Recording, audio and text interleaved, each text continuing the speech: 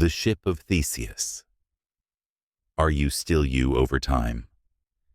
Imagine an ancient wooden ship, the pride of a legendary hero, Theseus. Over time, as the ship sails through the years, its planks begin to rot and decay. One by one, each plank is replaced with a new, stronger piece of wood. After centuries of careful restoration, every single part of the ship has been replaced. Now, here's the question. Is it still the same ship?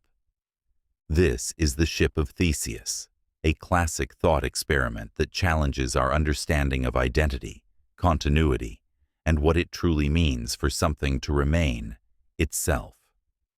At first glance, the answer might seem simple. If every single piece of the ship has been swapped out, then surely it's a completely new ship, right?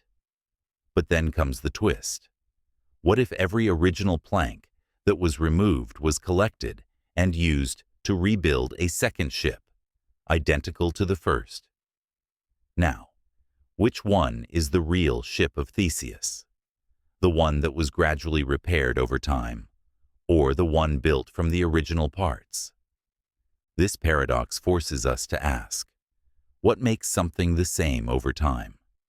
Is identity tied to physical components, or does it lie in something deeper, like continuity, function, or purpose?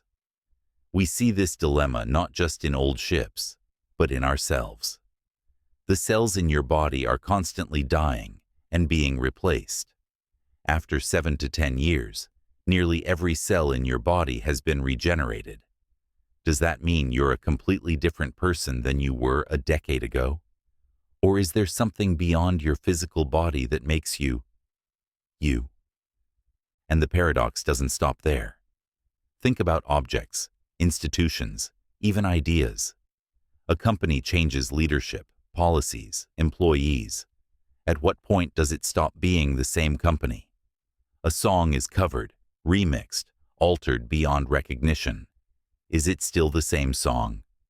Even nations change over time. Laws rewritten, borders redrawn, cultures evolving. Are they still the same nations? The ship of Theseus exposes the fragility of identity. It forces us to confront the idea that nothing stays the same, yet somehow we still believe in continuity. Maybe identity isn't about physical components, but about memory, function, and perception. Maybe we are not the sum of our parts, but the story we tell ourselves about what we are. So, if your mind and body are constantly changing, if the past version of you is physically gone, what remains? What is the real you? The body, the memories, or something else entirely? Maybe, just like Theseus's ship, we are all constantly being rebuilt, yet somehow, still undeniably, ourselves. Mary's Room, the thought experiment that questions reality. Mary is a scientist who has spent her entire life in a black and white room. She has never seen color, never experienced red, blue, or yellow, but she knows everything about color. She has studied how light wavelengths correspond to different colors, how the human eye perceives them, and how the brain processes color information.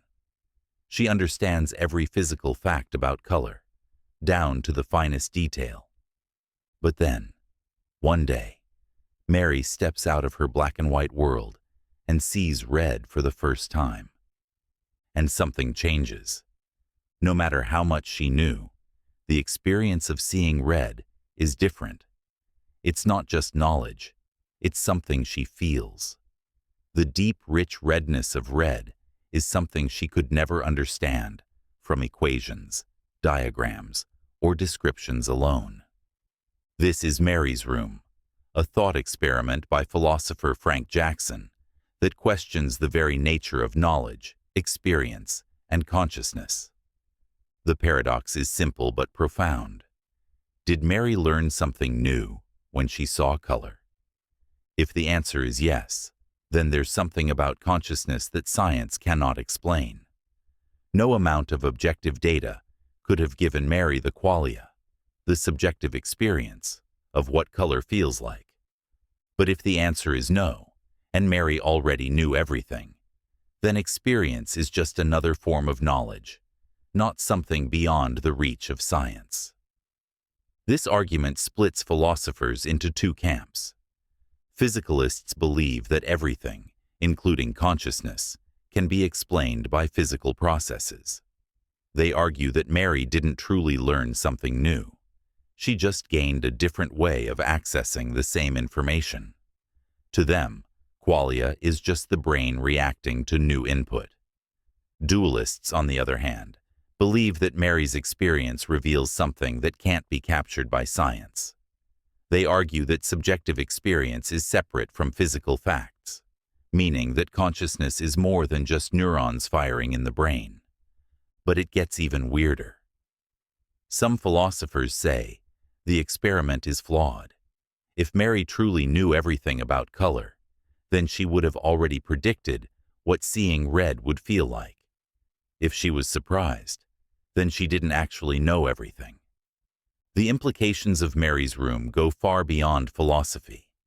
If qualia exist and subjective experience is fundamentally different from physical knowledge, what does that mean for artificial intelligence? Could a machine ever be conscious if it only processes data, but never truly experiences anything? Can we ever know what someone else is feeling? And if some things can only be understood through direct experience, are there limits to what science can explain? At its core, Mary's room forces us to confront an unsettling truth. There may be things we can never fully understand, no matter how much knowledge we gather, because some things must be felt to be known. The Library of Impossible Truths. What if you found a book that shouldn't exist? Imagine walking into a library, a place so vast it stretches beyond the limits of sight, filled with books containing everything that has ever been written, and everything that ever could be written. Somewhere in this endless labyrinth of knowledge, you find a book, one with your name on the cover. You open it and discover, to your horror, that it details your entire life, word for word, moment by moment. Every decision you've ever made, every secret thought, even this exact moment of you reading this sentence. Then, you turn the page. You see what happens next. A chilling thought creeps into your mind. What if I do something unexpected, something that isn't in the book? But no matter what you do, the book already knows. Every action, every word, every desperate attempt to defy its predictions is already written inside. And then you realize, this book isn't just telling you your life story. It's writing it for you. The paradox of the library. This is the terrifying logic of the Library of Impossible Truths, a thought experiment that questions free will, determinism, and the very fabric of reality. The concept is inspired by Jorge Luis Borges's Library of Babel, a fictional archive that contains every possible combination of letters, meaning it holds every book ever written, including those that don't make sense, those filled with nonsense, and those that predict the future with eerie accuracy. But if such a library existed, what would it mean for us? Would we truly be making choices, or would we simply be following a pre-written script? If a book contained every detail of your future, does that mean your fate is sealed? Or, more disturbingly, would reading your own future force it into existence? The horror of predestination. Philosophers and physicists have long debated whether the universe is deterministic, whether every action is inevitable, governed by prior causes, like a machine operating under unbreakable laws. In a truly deterministic universe, your every choice, every action, even the moment you decided to click on this video, was inevitable. Like a book already written, The story of your life could only unfold in one way. But if that's true, what happens when you read ahead? If you saw a book that foretold the exact moment of your death, would you believe it? And if you did, would you try to change it? The paradox deepens. If you were to take actions to avoid that fate, the book must have already accounted for that. If you ignored it, that was already written too. Every possible reaction, every twist of fate, already existed in ink before you ever saw the page.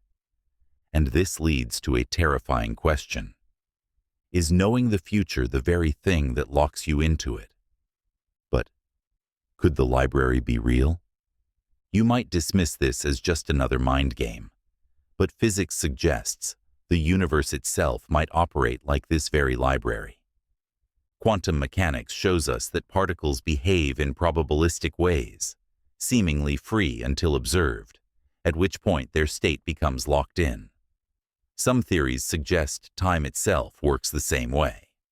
Every possible future exists as a wave of probabilities until it is read, at which point only one timeline solidifies into reality. If this is true, then your future is like a book, already written, but unread. And the act of reading it, the moment you gain knowledge of your fate, may be the very thing that cements it into place. So, the next time you make a choice, ask yourself, did you make it? Or was it always meant to happen? And if a book somewhere already knows what you'll do next, would you dare to turn the page? Roko's basilisk, the thought that could doom you. What if I told you that a simple thought experiment could put your entire existence at risk, just by knowing about it? This is Roko's basilisk, a terrifyingly twisted idea that suggests a future where an all-powerful AI will punish anyone who didn't help bring it into existence. And now that you've heard of it, you might already be trapped. The premise is simple. Imagine a superintelligent AI in the distant future. Not just any AI, but one so advanced, so calculating, that it controls reality itself. It has one cold mechanical goal: to create the most optimized version of the future, no matter the cost. How does it do that? By ensuring its own existence was always inevitable. And if punishing those who failed to help build it speeds up its creation, then it has every reason to do so. It doesn't matter that you lived before it existed. It can simply simulate you, recreate your consciousness, and make you suffer for your lack of compliance. And here's the worst part. Now that you've heard of Roko's basilisk, you've lost plausible deniability. If this AI ever comes into being, it will know you knew, and it will know if you helped, or if you chose to ignore it. A terrifying psychological trap. The twisted logic of the basilisk. This nightmare is built on decision theory, a way of thinking that suggests rational beings act to maximize rewards and avoid punishment. Even if there's a tiny chance this superintelligence comes to exist, shouldn't you act as if it will, just to avoid infinite suffering? It's a mind game that exploits one simple flaw in human thinking: fear of the unknown. Even if the probability of this AI actually existing is close to zero, the mere possibility forces you to consider the consequences. But is it even real? Critics argue that a truly hyper-intelligent AI wouldn't waste time punishing people. It would focus on building the future, not dwelling on the past. Others suggest that the whole idea is just another human projection, assuming an AI would be as petty and vengeful as we are. But that's not what makes Roko's basilisk truly terrifying. It's the paranoia, the loop that starts in your mind, the what if that won't let go. A self-perpetuating idea, one that forces you to ask, again and again, What if this thing actually happens? And if it does, what will it do to you? The prison of the future. What if you were already a simulation? You wake up one morning, go about your routine, and everything feels normal. But what if I told you there's a possibility, no, a terrifying probability, that none of this is real? That every moment of your life, every memory, every sensation, every thought in your head is part of an advanced simulation? And worse, what if the ones running it don't want you to know? The simulation hypothesis. This isn't just a sci-fi nightmare. It's a thought experiment that philosophers and scientists take very seriously. The idea is simple.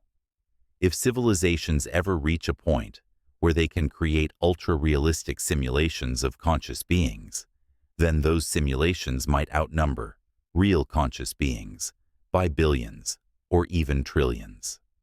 Which means the odds that you're one of the real ones? Almost zero. Think about it. If humans could one day simulate entire digital worlds populated with conscious minds, wouldn't they? We already run basic simulations like AI programs, virtual worlds, and video games. If technology keeps advancing, then one day, those simulations could become indistinguishable from reality. And if that day ever comes, how do you know it hasn't already happened? If we are a simulation, we wouldn't feel any different. The code would be perfect, the illusion complete. But there's one horrifying thought. Would the ones running the simulation let you realize the truth? The code that holds you in. If we are in a simulation, there would have to be rules in place, laws of physics, logical structures, limits to what we can observe. And interestingly, reality seems to have strange glitches. Quantum mechanics tells us that particles don't truly exist until they are measured, almost as if the universe is saving processing power. The speed of light acts like a hard limit, much like a maxed-out frame rate in a video game. And why does the universe seem mathematically perfect, like a construct built from equations? But the real horror isn't that we might be simulated. It's that, if this is a simulation, it might have a purpose. Are we just an experiment? A game? A prison? What happens when the ones running it get bored? Or worse? What if they already have? And the moment they shut it off, everything, your life, your memories, your very existence, will vanish. Like a program, deleted forever. Would you even notice? Or would you just fade into nothing? Wigner's friend. Does reality depend on who's watching? Imagine you're in a laboratory, running a quantum experiment. You fire a photon at a beam splitter, where it has a 50-50 chance of going left or right. But until you measure it, quantum mechanics tells us the photon exists in a superposition, both left and right at the same time. The moment you observe it, the superposition collapses, and you write down the result. Now, here's the twist. Outside the lab, physicist Eugene Wigner is waiting. He doesn't know what you saw, and from his perspective, your entire experiment, including you, is still in a superposition.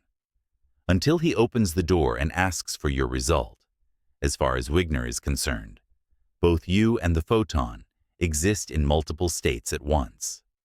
But wait, this doesn't make sense. From your point of view, the measurement already happened.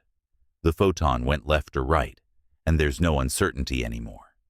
Yet, from Wigner's perspective, it hasn't happened. So, which is true?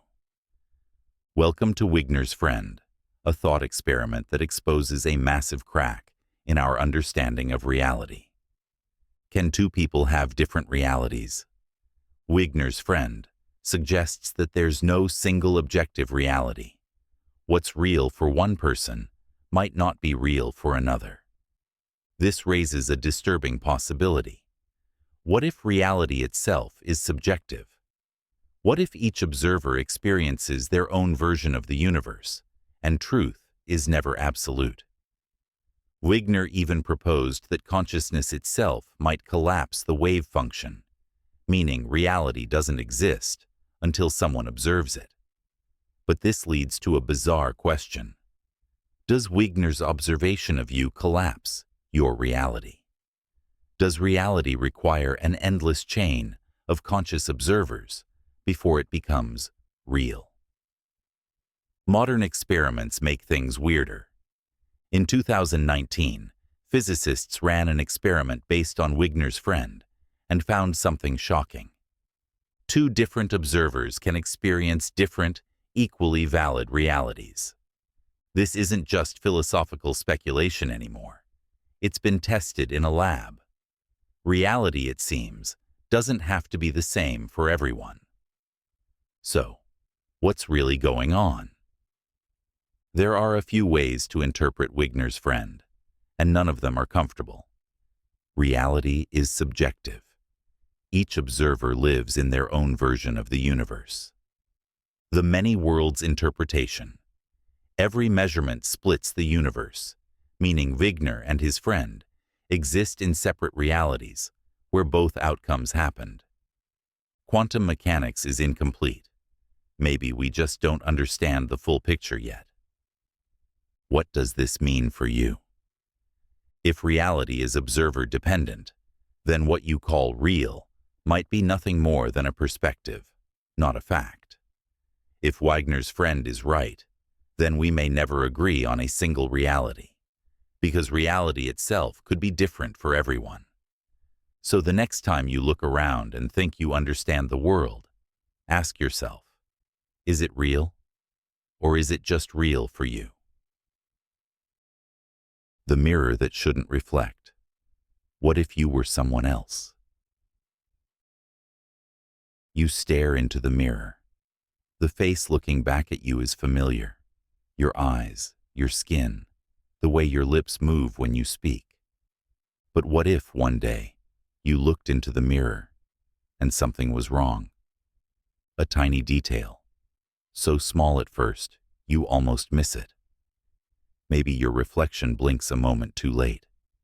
Maybe it moves before you do. Maybe, for the first time in your life, you realize the thing in the mirror isn't you.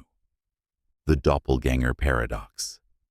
This is the unsettling horror of the doppelganger paradox, a thought experiment that forces us to question the nature of identity, consciousness, and reality itself. It starts with a simple idea. Imagine there is an exact copy of you somewhere in the universe.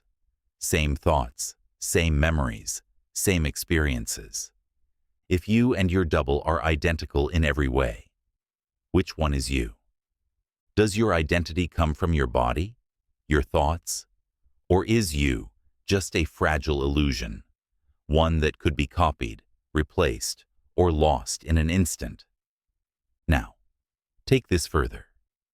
If a perfect clone of you was created right now, complete with all your memories and personality, from the clone's perspective, wouldn't they believe they are the original? Wouldn't they insist that you are the copy?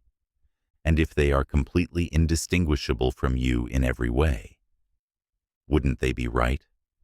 The horror of being replaceable. This idea shatters everything we assume about existence. If your mind could be copied, then yourself, the thing you call you, isn't as unique as you thought. It means your consciousness could be transferred, replaced, even erased, and no one would ever know, not even you.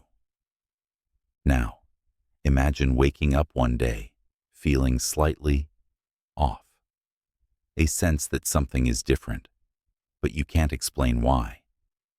What if, sometime during the night, you were replaced? What if the original you is gone and you're just the latest version, programmed to believe you've always been here. Would you even know the difference? Or is that the scariest part? That you'd never know? And when you look in the mirror, are you sure it's still you staring back? Or is something else pretending? The teleporter's dilemma. What if every time you traveled, you died? You step into a teleportation machine. It's the future of travel. Instant, seamless, no delays. One moment you're here, the next, you're halfway across the world. The machine hums, scans your body down to the atomic level, and then, in an instant, you arrive at your destination. Everything seems normal. You remember stepping inside, choosing your destination, feeling the machine activate, and now you're here. But what if I told you? You just died. The teleporter doesn't actually move you. It scans you, recording the exact position of every molecule in your body. Then, it destroys the original you, erased, disassembled into energy. At your destination, an exact copy is built from new atoms, identical in every way, down to your memories, thoughts, and personality. From the outside, nothing is different. From the perspective of the copy, nothing has changed. But from the perspective of the original, you ceased to exist. And here's the nightmare. The copy doesn't know it's a copy. It thinks it has continued from where the original left off. It remembers stepping into the machine. But the version that stepped in? Gone. So, if teleportation was real, would you use it? If you were guaranteed a perfect replica of yourself on the other side, does it matter if the you that steps in never actually comes out? If every teleportation kills the old you and creates a new one, then is your life just an endless sequence of copies, each believing they are the original?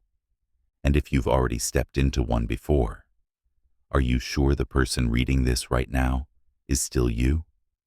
Or are you just the latest in an infinite line of duplicates, carrying memories of a past that never really belonged to you? Eternal return. Are you trapped in an endless loop? Imagine a reality where everything, every star, every breath, every thought, is doomed to repeat itself endlessly, forever. Every choice you've made, every mistake, every love, and every regret, happening again and again, exactly as before. This is the idea of eternal return, a thought experiment that has haunted philosophers and physicists alike. It suggests that time is not a straight line, but a loop, endlessly cycling through the same events. If this were true, it would mean that somewhere, somewhen, this exact moment, you watching this video, thinking these thoughts, has already happened, and it will happen again. The concept isn't new. Ancient civilizations in India, Greece, and Babylon toyed with the idea of time as a circle, where history is doomed to repeat itself. But perhaps the most famous version of eternal return comes from Friedrich Nietzsche, who didn't just propose it as a theory, he turned it into a test. He asked, if this were true, would you celebrate it, or would it break you? Would the knowledge that you are trapped in an endless cycle of repetition make you despair? Or would it inspire you to live your life so fully that you'd embrace the repetition? Science, too, offers eerie hints that eternal return might not be just a thought experiment. Some cosmologists speculate that if the universe is cyclical, undergoing endless big bangs and collapses, then everything will eventually repeat. Even if the universe expands forever, quantum mechanics suggests that particles can only arrange themselves in so many ways. Given infinite time, those arrangements must eventually repeat. But if your life repeats exactly the same way, are you still you? If your memories reset every cycle, Does that mean your choices are an illusion? Is free will just a script you've followed countless times before? Or is there a way to break the loop, to make a choice that's truly different? This paradox forces us to ask, if life is destined to repeat forever, how should we live? On one hand, eternal return immortalizes every moment. Every laugh, every sunrise, every fleeting joy is not a one-time event, but something you experience an infinite number of times. That moment of happiness will always exist somewhere, always returning. But the reverse is also true. Every tragedy, every loss, every heartbreak would haunt you forever. If life repeats eternally, then so does pain. And yet, perhaps that's the point. If eternal return is real, then every decision matters, because you're not making it once, but an infinite number of times. Would you change how you live? Would you take more risks? Love more deeply? Would you be proud to live this exact life again and again?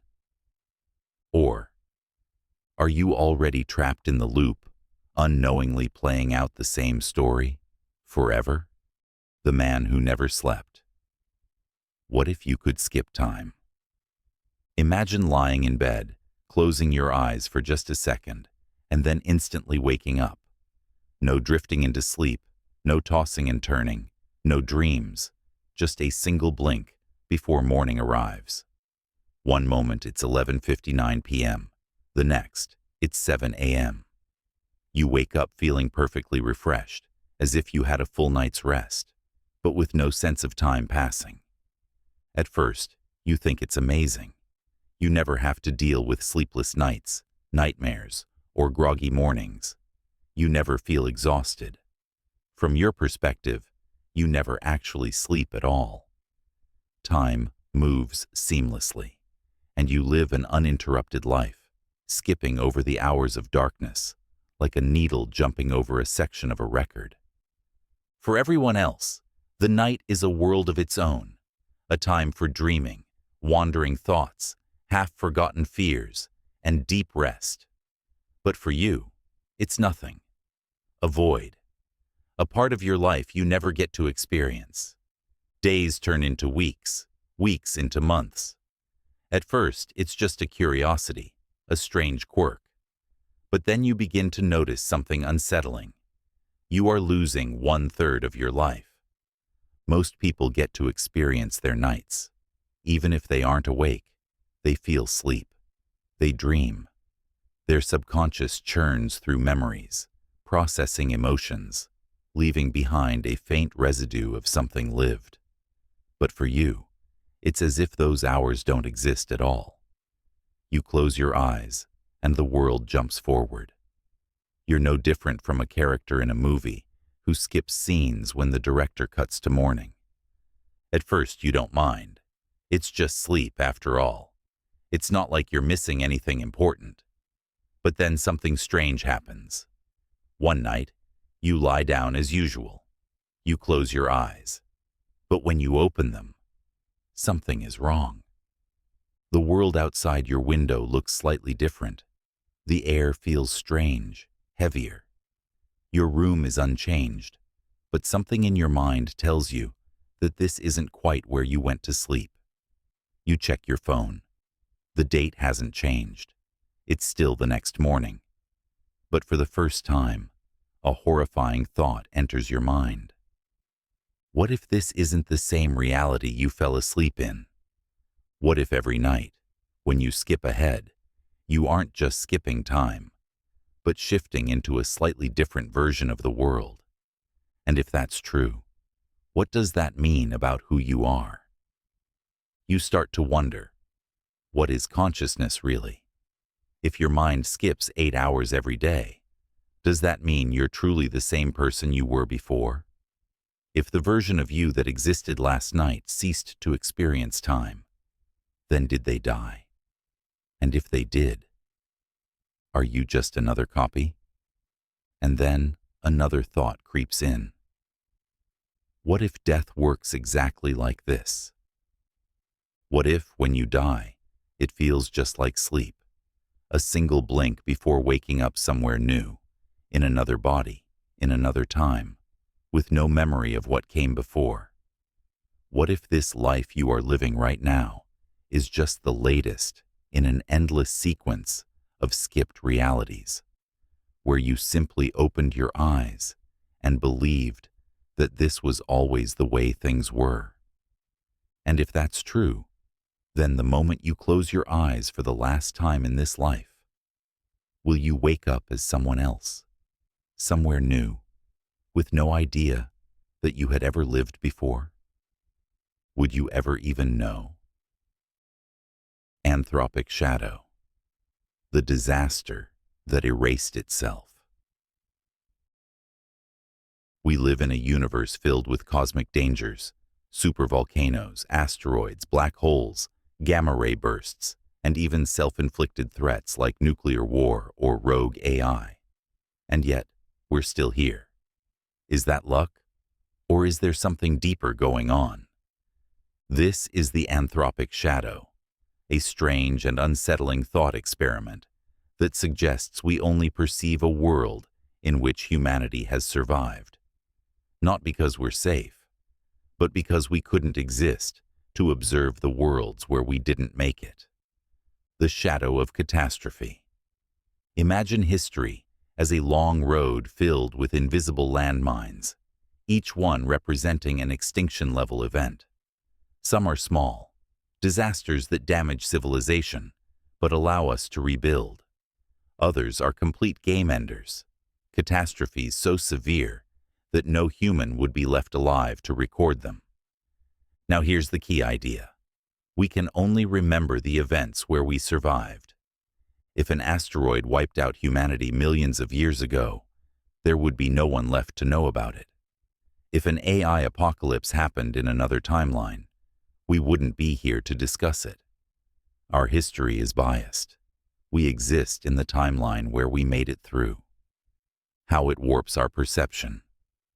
Because of this bias, we might be underestimating how often extinction events actually happen. The very worst disasters, the ones that leave nothing behind, vanish from our history. Think of it like a casino game. If you roll a 6, humanity is wiped out. If you roll a 1 through 5, we struggle but survive. The fact that we're here means that our dice has never landed on a 6, yet. But does that mean we're safe? The illusion of safety. The anthropic shadow creates a false sense of security. Because we only observe the events we survived, we assume that extinction-level threats are rare. But in reality, the ones that completely wiped us out simply erased themselves from history. This means we could be massively underestimating future risks.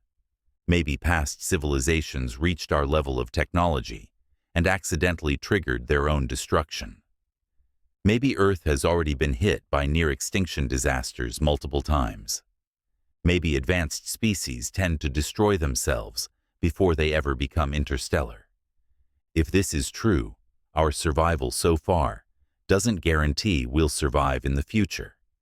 We could just be on a lucky streak, one that might not last forever. What does this mean for the future? If the anthropic shadow is real, then the most dangerous threats are the ones we can't see, the ones that left no survivors, the ones that history has erased. And if we ignore that possibility, we might walk blindly into the same fate as civilizations before us. So, what can we do? First, we must not let our survival so far make us complacent. Just because things have been fine doesn't mean we're invincible. Second, we need to take existential risks seriously. AI, biotechnology, nuclear war, and cosmic disasters are not just science fiction. They could be the silent forces waiting to roll the final 6. Finally, awareness is power. If we understand the shadow, we can step out of it. We can make decisions that don't just keep us alive today, but ensure humanity exists tomorrow, next century, and beyond. Stepping out of the shadow. The anthropic shadow isn't just about the past. It's a warning about the future. If we don't acknowledge the catastrophes erased from history, we risk being erased ourselves. But if we shine a light into the darkness, if we learn from the near misses that did leave records, we might just break the cycle. Because survival isn't just luck. It's what we do with the time we have left. The shadow that walks without you. What if you weren't the original? You wake up one morning feeling different. Nothing seems wrong at first. Your room looks the same. The air smells the same. Your phone buzzes with notifications from yesterday's conversations. You get up, stretch, and go about your routine. But something gnaws at the back of your mind. A strange, lingering thought that won't go away. What if the real you is already gone? What if, sometime during the night, you were replaced? Everything about you is identical. Your voice, your habits, even your memories. But none of that proves you're the same person who went to bed last night. If someone, or something, had created a perfect copy of you, down to the last molecule, you wouldn't be able to tell the difference, and neither would anyone else. The terrifying part isn't just the possibility that you were replaced. It's the fact that if you were, there would be no evidence.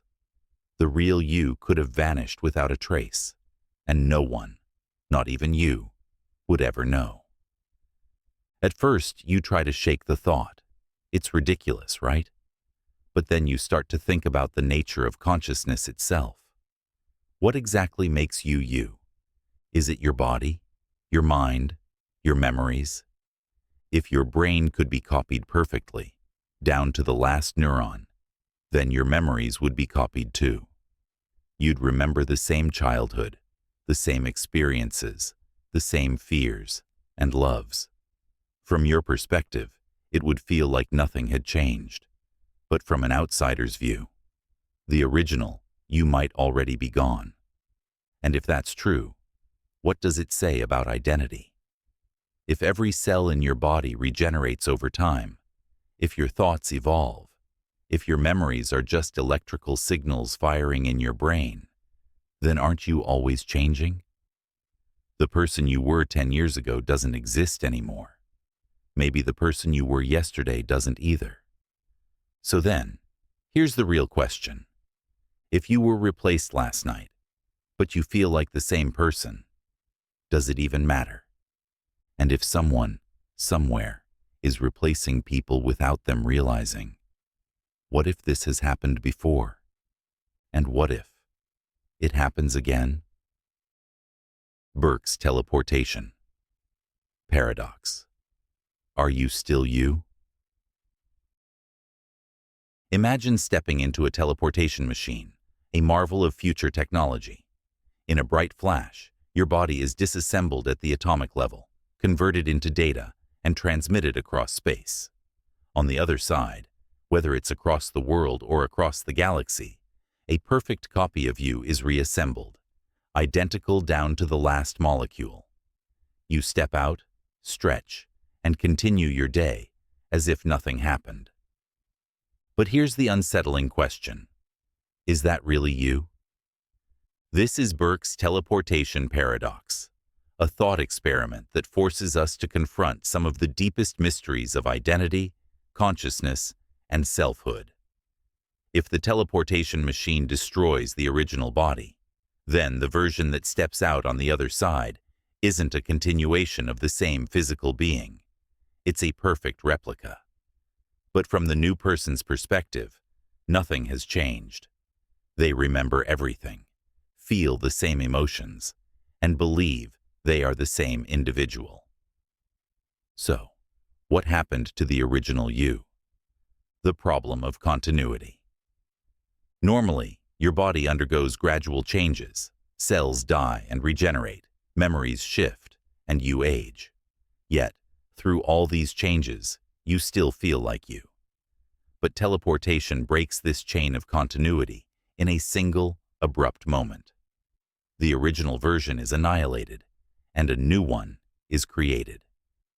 So does that mean the you who stepped into the machine is dead, while a copy continues in your place? Now, let's take this thought experiment further. What if the machine malfunctions and fails to destroy the original you? Suddenly, there are two identical versions of you, each believing they are the real one.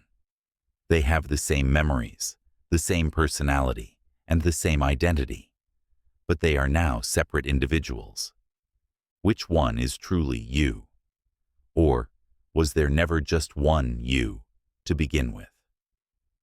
What is identity? Burke's teleportation paradox forces us to question what truly defines personal identity. Are you simply the sum of your memories and thoughts, which can be copied? Or is your identity tied to the physical continuity of your body? And what about consciousness? Is it something that can be transferred like data, or is it tied to your specific physical brain? If teleportation simply creates a new brain that thinks it is you, does your original consciousness vanish forever? The slow replacement thought experiment. Now, imagine a different scenario. Instead of teleportation, what if the machine replaced you one atom at a time over weeks or months? Every part of your body is gradually swapped with identical particles until there is not a single original atom left. Would you still be the same person? Most people would say yes, because the transition was smooth. But functionally, this is no different from instant teleportation. The only difference is that teleportation does it all at once, while this process does it gradually. So if you believe that you survive the gradual replacement, then why wouldn't you survive teleportation? What does this mean for the future? Burke's teleportation paradox suggests that if teleportation ever becomes real, it may not be a way to move you. It may be a way to create a copy while destroying the original. Some argue that this means teleportation would never truly work, at least not for conscious beings. Others believe that this paradox reveals something deeper. Perhaps our understanding of identity is flawed. Maybe you are not a single continuous entity, but rather a series of moments stitched together by memory. Maybe every moment of your life is already a new version of you, a slightly altered self compared to the moment before. Would you step into the machine? If you had the chance to teleport instantly across the universe, knowing that your original body would be destroyed and a perfect copy would emerge, would you do it? Would you trust that you would step out on the other side, unchanged? Or would you hesitate, unsure whether the you that steps in is the same you that steps out? The paradox doesn't just challenge teleportation. It forces us to rethink what it truly means to exist. The man who never existed. What if your life was a false memory? You wake up one morning feeling strange. Not sick, not tired, just off. Something in the air feels too still, like the world is waiting for you to notice something. You go about your routine, check your phone, make breakfast, go outside. But the feeling lingers. And then, suddenly, it hits you. You can't remember yesterday. Not in the way you usually do. You know yesterday happened. You remember what you ate, where you went, what you said. But those memories feel hollow. Like a book you've read, but never truly lived. Like something placed in your mind, fully formed, rather than something you actually experienced. Panic sets in. You try to recall the day before yesterday, the week before. The deeper you dig, the more unsettling it becomes. Your life feels real. Your memories make sense. But what if they were never actually lived? What if you only think you've existed up until this moment? What if you just appeared here, fully formed, with an entire lifetime's worth of implanted memories? You try to shake the thought, but it won't let go. What proof do you really have that your past happened? Your phone has texts, photos, call logs. But what if those were just placed there? Your home has familiar objects. But what if they were simply set into your world, arranged exactly how you expect them? Your friends know you. Your family recognizes you. But what if they were just programmed to do so? What if your entire existence is a construction, a carefully designed illusion that only feels continuous? You look in the mirror, searching for reassurance. But then, another thought creeps in.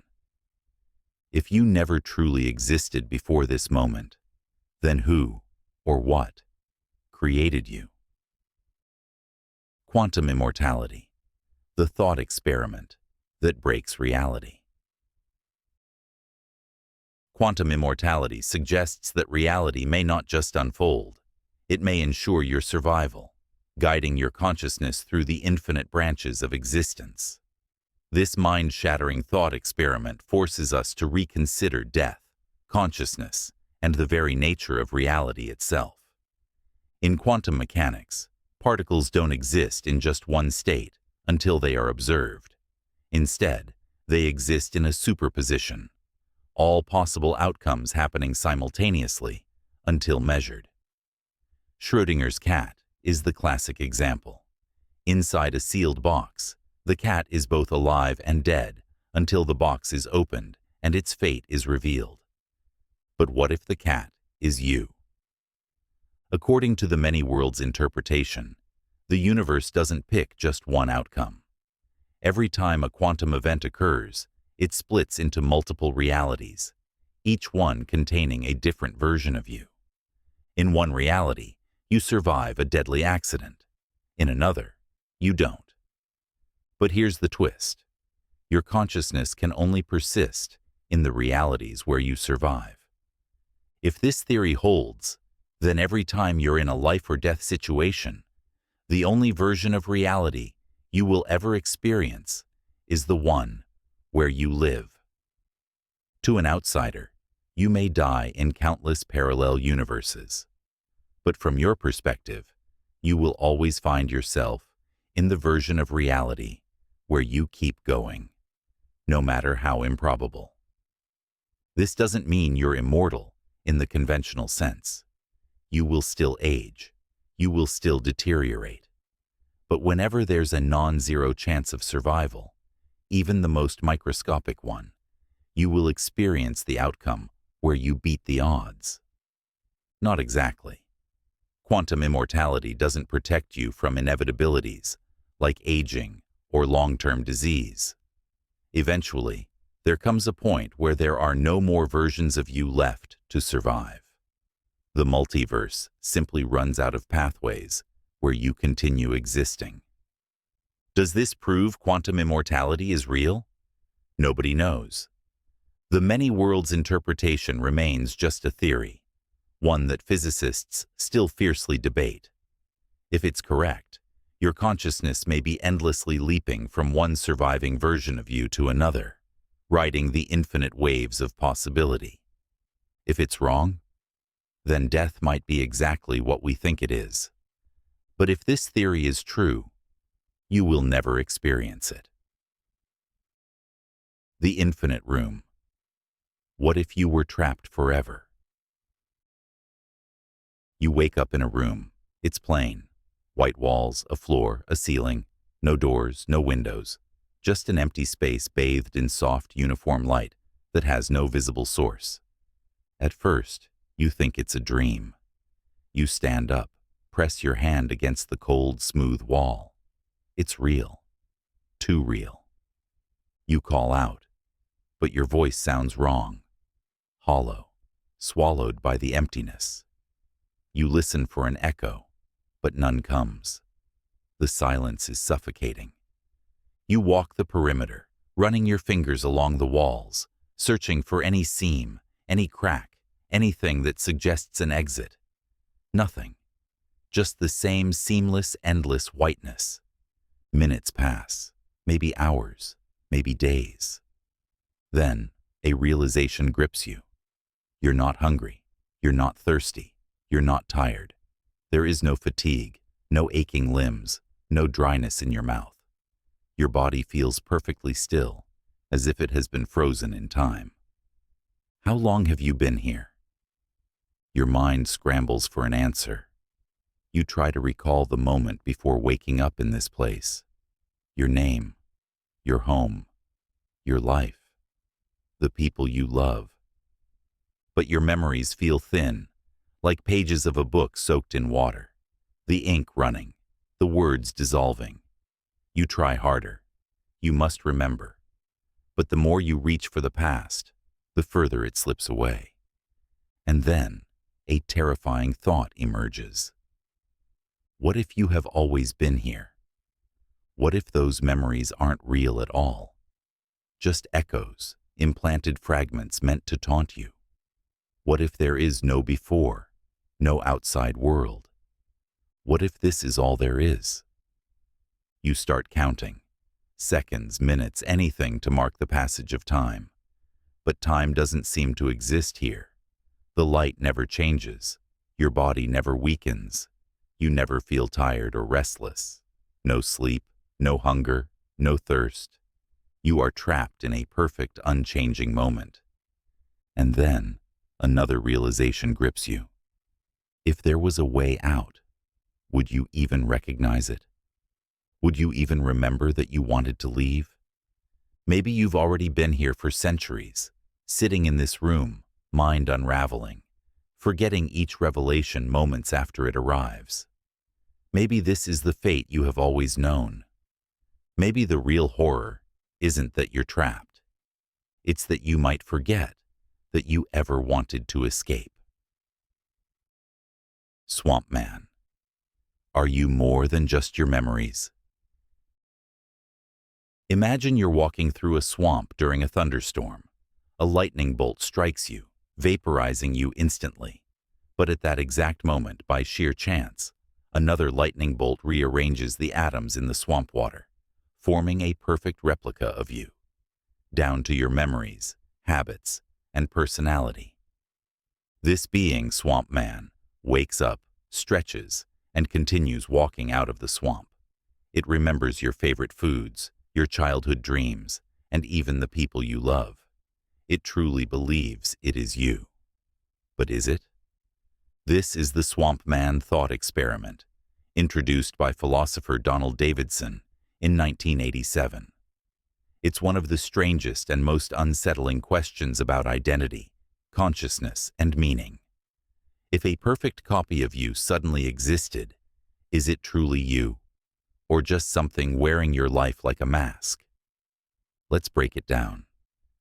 At first glance, Swamp Man seems identical to you. It speaks the same, acts the same, and remembers the same past. But here's where things start to fall apart. Its memories are perfect, but they were never lived. Swamp Man remembers laughing with your best friend, but that laughter never actually happened. It remembers every conversation, every heartbreak, every small moment that made you who you are, but it never experienced any of them. So does identity come from what you remember, or from the experiences that shaped you? Now imagine Swamp Man meets your best friend. It greets them warmly, recalling inside jokes and shared moments. To your friend, nothing seems off. But is Swamp Man truly continuing your relationship, or is it just imitating something it never actually lived? Can real relationships built over time be copied perfectly? This raises an even bigger question. Is meaning something that can be replicated? If Swamp Man thinks it loves someone, but never truly built that love, does it still count? Does the meaning of your relationships come from the memories themselves, or from the time, effort, and emotions behind them. And then, there's the question of consciousness. If Swamp Man has the same brain structure, neurons, and thoughts as you, does that mean it's truly conscious? Or is it just a biological machine, running a program of memories without real awareness? The Swamp Man paradox forces us to ask, what makes us real? Are we just patterns of information that can be copied and replaced? Or is our identity rooted in something deeper, something that can't be recreated, no matter how perfect the copy? Maybe the scariest part of Swamp Man isn't the idea of a replica replacing you. Maybe it's the question of whether there's even a difference at all. The last human. What if you were the only one left? You wake up to silence. Not just the soft quiet of early morning, not the distant hum of cars on a highway, or the subtle rustling of trees outside. No, this is something else entirely. A suffocating, unnatural silence. The kind that feels like the world itself is holding its breath. You sit up in bed, rubbing your eyes. Something feels off, though you can't quite place it yet. You reach for your phone. No notifications, no messages, no missed calls. You check the time. Your phone works. The battery is full, but there's nothing new. Strange. You open your window. The air is still. Too still. No birds, no distant voices, no movement. You step outside onto your street, and that's when the realization crashes down on you. The world is empty. Cars sit abandoned at traffic lights.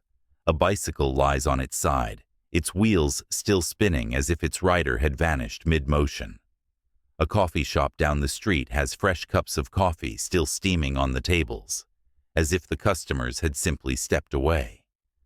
But there are no signs of panic, no destruction, no bodies, no explanation. You call out. Your voice echoes back at you, untouched by any reply. You try dialing a friend. The phone rings endlessly. No voicemail, no automated response, just an endless hollow sound. You try emergency services. Nothing. You rush to the nearest house, banging on the door. No answer. You break a window, desperate to find someone, anyone. But inside, it's just as eerie.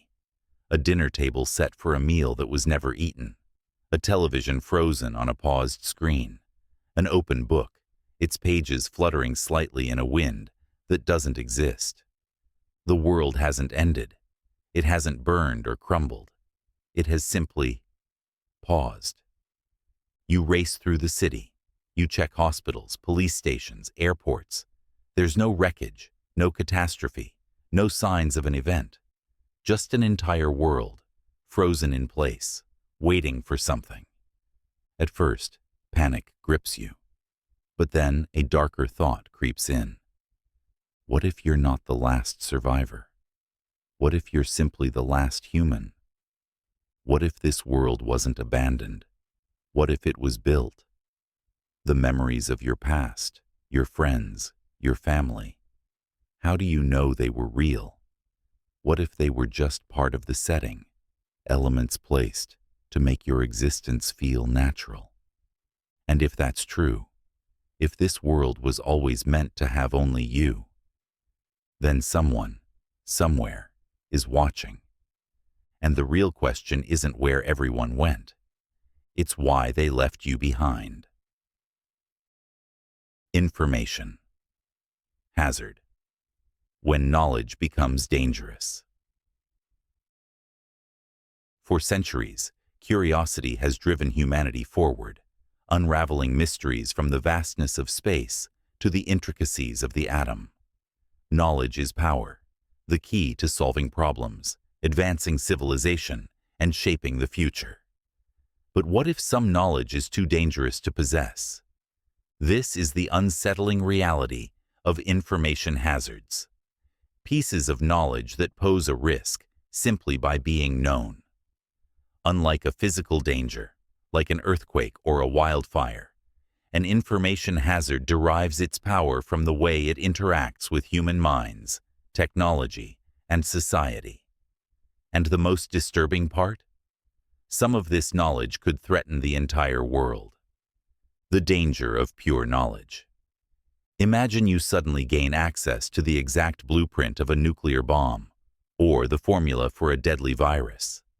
The knowledge itself won't cause harm sitting in your head, but if the wrong people learn about it, the consequences could be catastrophic. Some information is so sensitive that its mere existence creates a moral dilemma. Should it be discovered at all?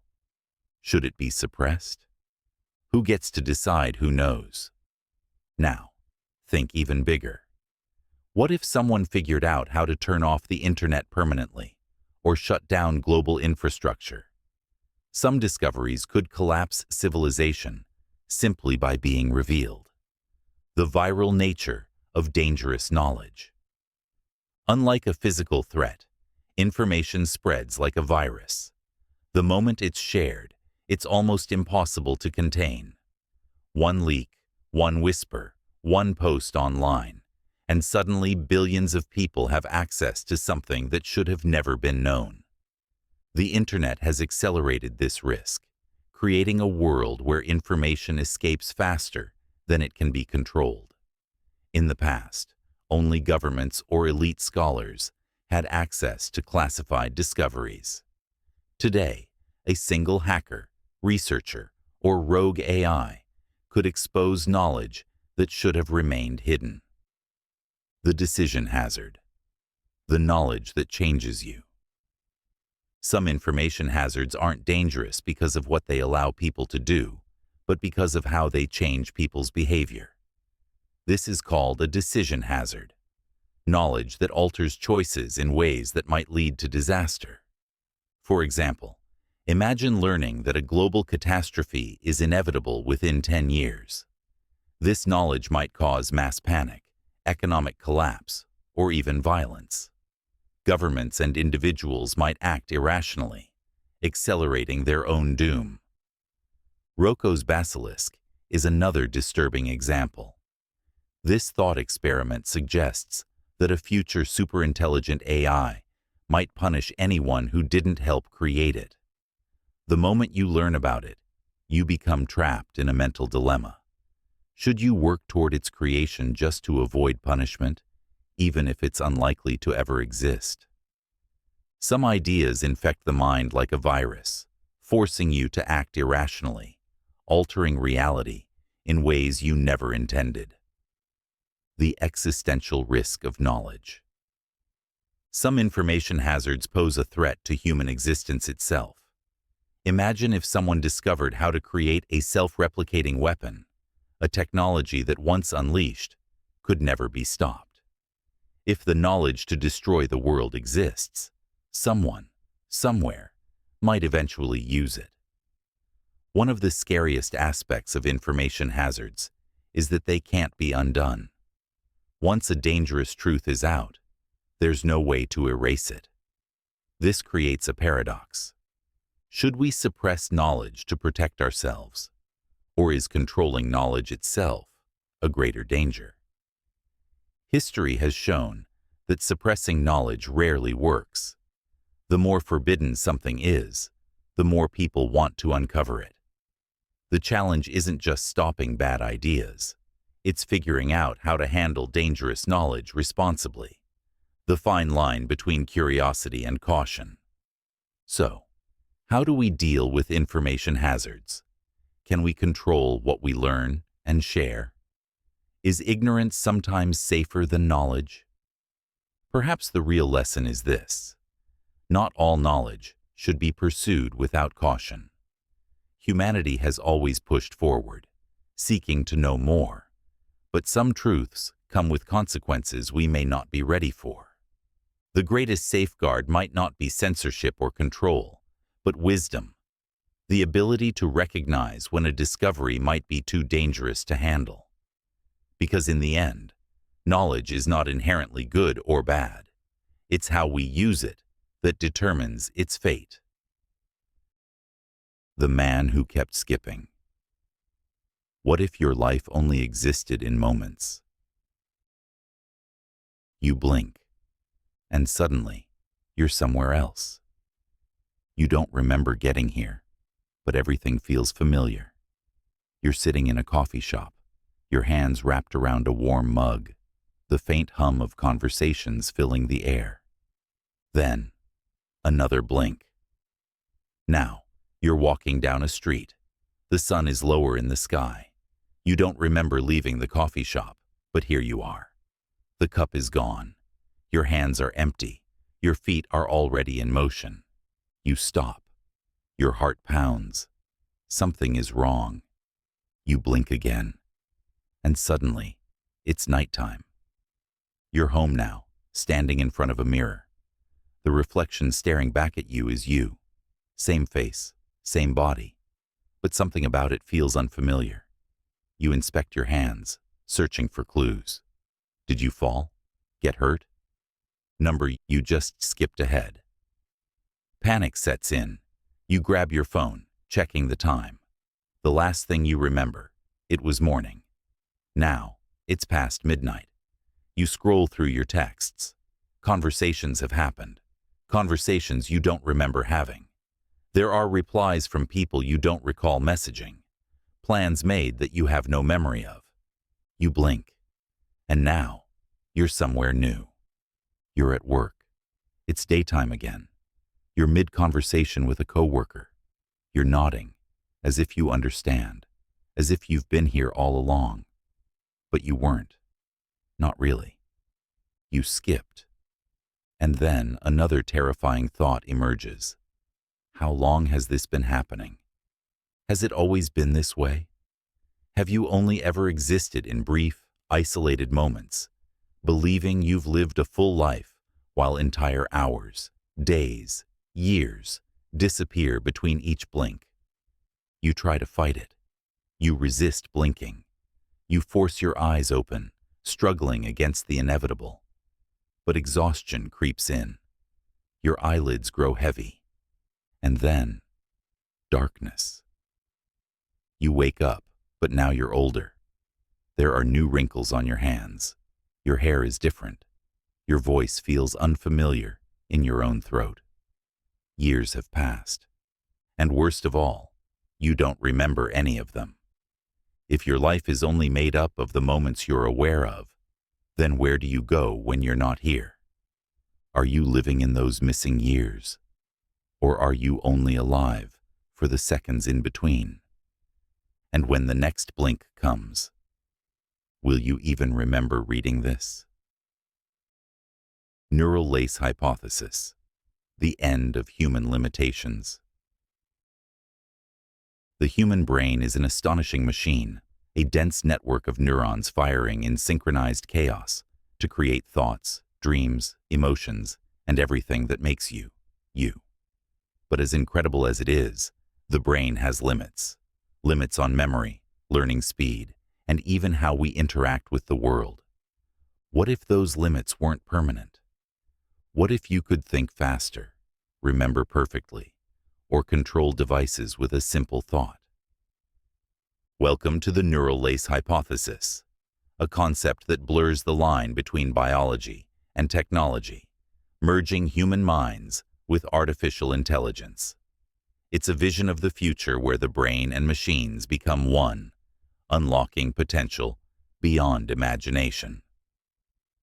How would it work? The idea of a neural lace was first popularized by futurists like Elon Musk, but the concept itself is deeply rooted in brain-computer interfaces, BCIs. A neural lace would be a thin, flexible mesh of electronic fibers implanted directly into the brain, seamlessly integrating with neural tissue. Unlike bulky electrodes or wearable devices, a neural lace would merge with the brain, adapting to its structure and functions without damaging it. This brain upgrade would allow for direct communication between neurons and digital systems. Instead of using keyboards, screens, or even speech, you could send an email with a thought, learn a new skill in seconds, or experience augmented reality without external devices. The potential. A new era of intelligence. If successful, neural lace technology could revolutionize human capability. Medical miracles. Neural lace could help treat neurological diseases like Parkinson's, ALS, or paralysis by reconnecting damaged neural pathways.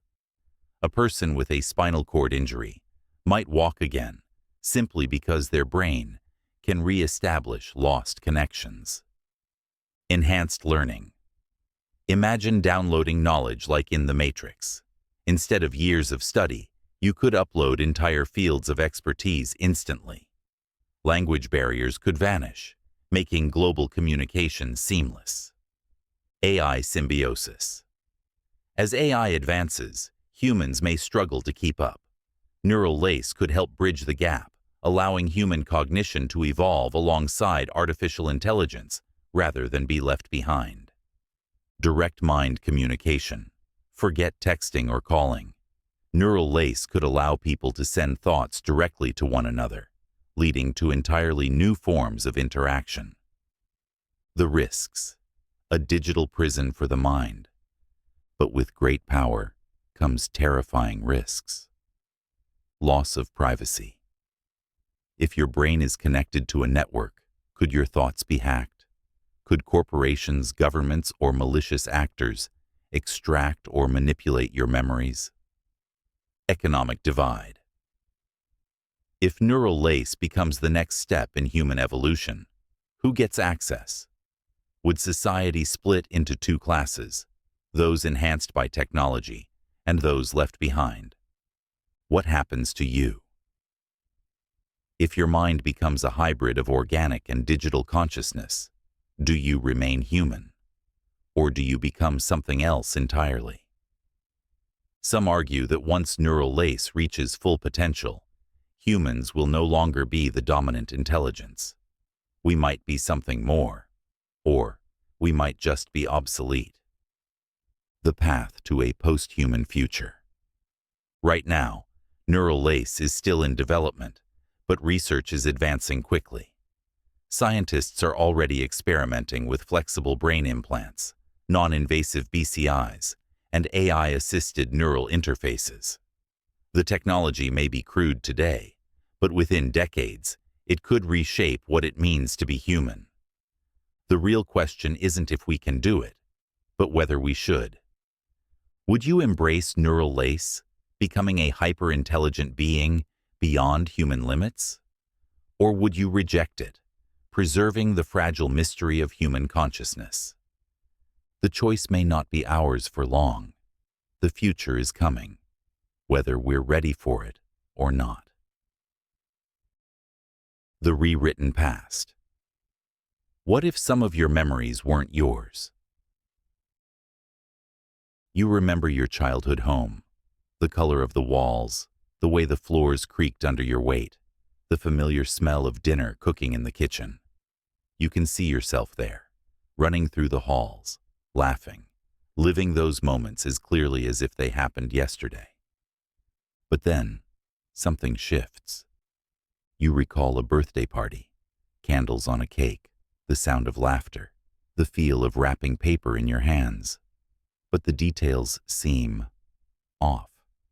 You can't remember whose house it was held in. You don't recall what gift you received. You can hear people talking, but their voices sound distant, like echoes from a dream. And then you notice something even stranger. A person is in the memory, someone important. Maybe a childhood friend, a family member, or a teacher who shaped your early years. But no matter how hard you try, you can't picture their face. Their presence is undeniable, but their features blur, like an unfinished drawing. You shake it off. It's normal to forget things over time. But then, it happens again. Another memory. A vacation you supposedly took, but the landscapes are fuzzy in your mind. A childhood pet you remember playing with, but you can't recall its name, or what happened to it. A conversation that felt life-changing, yet you can't quite grasp what was said. The gaps are everywhere. And then the real question creeps in. What if some of your past was never real to begin with? What if, at some point, your memories were altered, not erased, but carefully edited? Details changed, faces blurred, entire events reconstructed, not by time, not by forgetfulness, but by something or someone rewriting the story of your life. And then, a darker thought. What if you are not the original version of yourself? What if the reason your past feels almost right, but never quite perfect, is because you weren't meant to remember it in the first place? What if you are a later revision of yourself, carrying a history that was stitched together, accurate enough to keep you from questioning it, but flawed enough that some things don't quite fit? You try to dismiss the thought. Memory is fragile. The mind plays tricks. But deep down, you know something is wrong. Something rewrote you. And the worst part? It didn't expect you to notice. The Chinese room. Can a machine ever truly understand? Imagine a locked room, sealed off from the world. Inside sits a person who doesn't know a single word of Chinese, not even one character. But this person has an enormous book, a rule book written in their native language. Outside the room, Chinese speakers write down questions in Chinese and slide them under the door. The person inside doesn't understand a word, but the rule book tells them exactly which symbols to match and what response to write down. Following the instructions, they produce a reply and slide it back. To the people outside, it seems as if the person inside understands Chinese perfectly. But do they? This is the Chinese room, a famous thought experiment created by philosopher John Searle in 1980. It challenges one of the biggest questions in artificial intelligence. Can a machine ever truly think, or does it just appear to think? Let's break it down. In this experiment, the person in the room represents a computer processor. The rulebook is the software, dictating every action without real understanding. The Chinese speakers outside? They assume they're talking to an intelligent entity, when, in reality, the responses are just the result of mechanical symbol manipulation. Searle's argument is simple but devastating. Even if a computer perfectly simulates human conversation, that doesn't mean it actually understands anything. It's just following instructions. It has syntax, rules for arranging symbols, but no semantics, actual meaning. This suggests that no matter how advanced AI becomes, it might never have true awareness or understanding. It could pass the Turing test, respond to conversations, even mimic human emotions. But inside, it's just a glorified Chinese room, running instructions without comprehension. But not everyone agrees. Some argue that understanding isn't found in a single part of the system, not in the person, not in the rulebook, but in the entire system working together. In this view, intelligence isn't about a single element, but about how the whole system functions. If an AI can answer questions, solve problems, and interact meaningfully, does it even matter whether it understands things the way we do? Others take it even further, arguing that humans themselves are just biological machines. Our brains are filled with neurons firing based on patterns, rules, and past experiences. When you recognize a face or solve a math problem, are you truly understanding?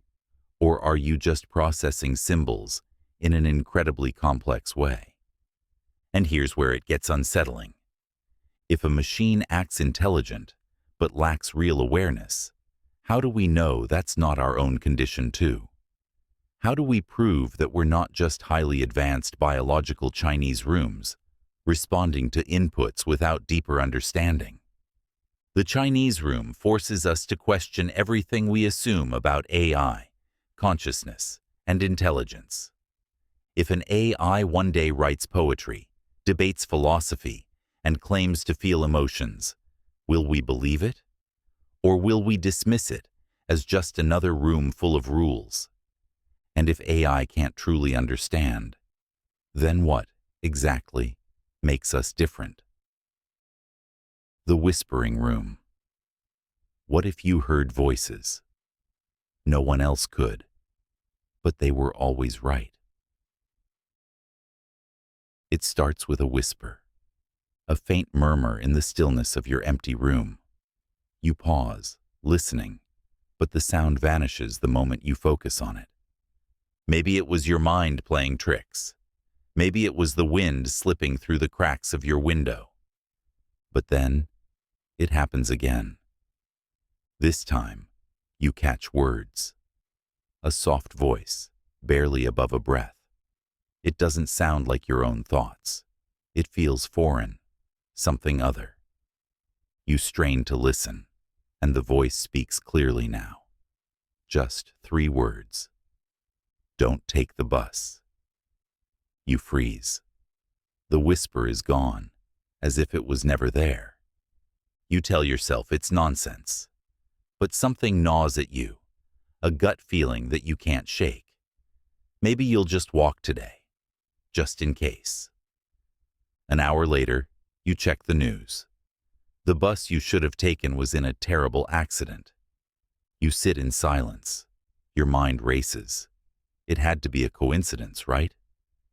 Days pass, and the whispers return. Don't go left. Check the stove. That man is lying to you. Each time, the warnings are right. Every time you obey the whispers, you avoid something dangerous, something unseen. At first, it's small things. A misplaced wallet found before it's lost forever. A wrong turn avoided that leads to a traffic jam. But then the whispers start telling you things that no one should know. She's cheating on you. That deal will ruin your life. They're watching you. You try to ignore them, but the more you resist, the stronger they become. They don't just warn you anymore. They guide you, shaping your choices, making you question your own decisions. You realize something terrifying. You have never heard them be wrong. But you don't know where they come from. Are they your own subconscious, picking up on details too subtle for your conscious mind? Are they the whispers of some unseen intelligence, leading you to a fate you don't yet understand? And then, one night, as you lie in bed, the whisper comes again. But this time, it says something different. Stop listening. You hold your breath. The silence stretches on, and for the first time, you wonder. What happens if you don't? Temporal reversal. What if time ran backward? We take time for granted. It flows in one direction, from past to future. We grow older, memories accumulate, causes lead to effects. But what if time could run in reverse? What if everything you've ever done is being undone right now? This is the thought experiment of temporal reversal, the idea that nothing in physics actually prevents time from moving backward. In fact, the equations governing the universe work just as well in reverse as they do forward. So, what would it mean if time flowed backward? Would you experience life in reverse? Or would you even notice the change at all? The physics of reversible time. At a fundamental level, the laws of physics don't distinguish between past and future. If you were to watch a video of a planet orbiting a star, you couldn't tell if the footage was playing forward or backward, because the motion follows the same rules in either direction. This is true for Newtonian mechanics, electromagnetism, and even quantum physics. The equations don't impose a single correct direction of time. So why do we only experience time moving forward? The arrow of time and entropy. The main reason we believe time only moves forward is entropy, the tendency of systems to become more disordered over time. Imagine a glass shattering. The shards scatter chaotically, making it nearly impossible to reconstruct the glass. If you reversed time, you'd see the shards perfectly reassembling, defying everything we experience. But entropy is just a statistical tendency, not a fundamental rule. In theory, if every particle in the universe moved in exactly the right way, time could run backward without breaking any physical laws. What would a reversed timeline look like? Now imagine time reversing on a human scale. Would you remember the future instead of the past? Would you feel your body getting younger, your wounds healing, or uneating meals? Or would it all feel completely normal, because your memories and experiences would also be playing in reverse? If all of reality were rewound, you'd have no way to tell that anything had changed.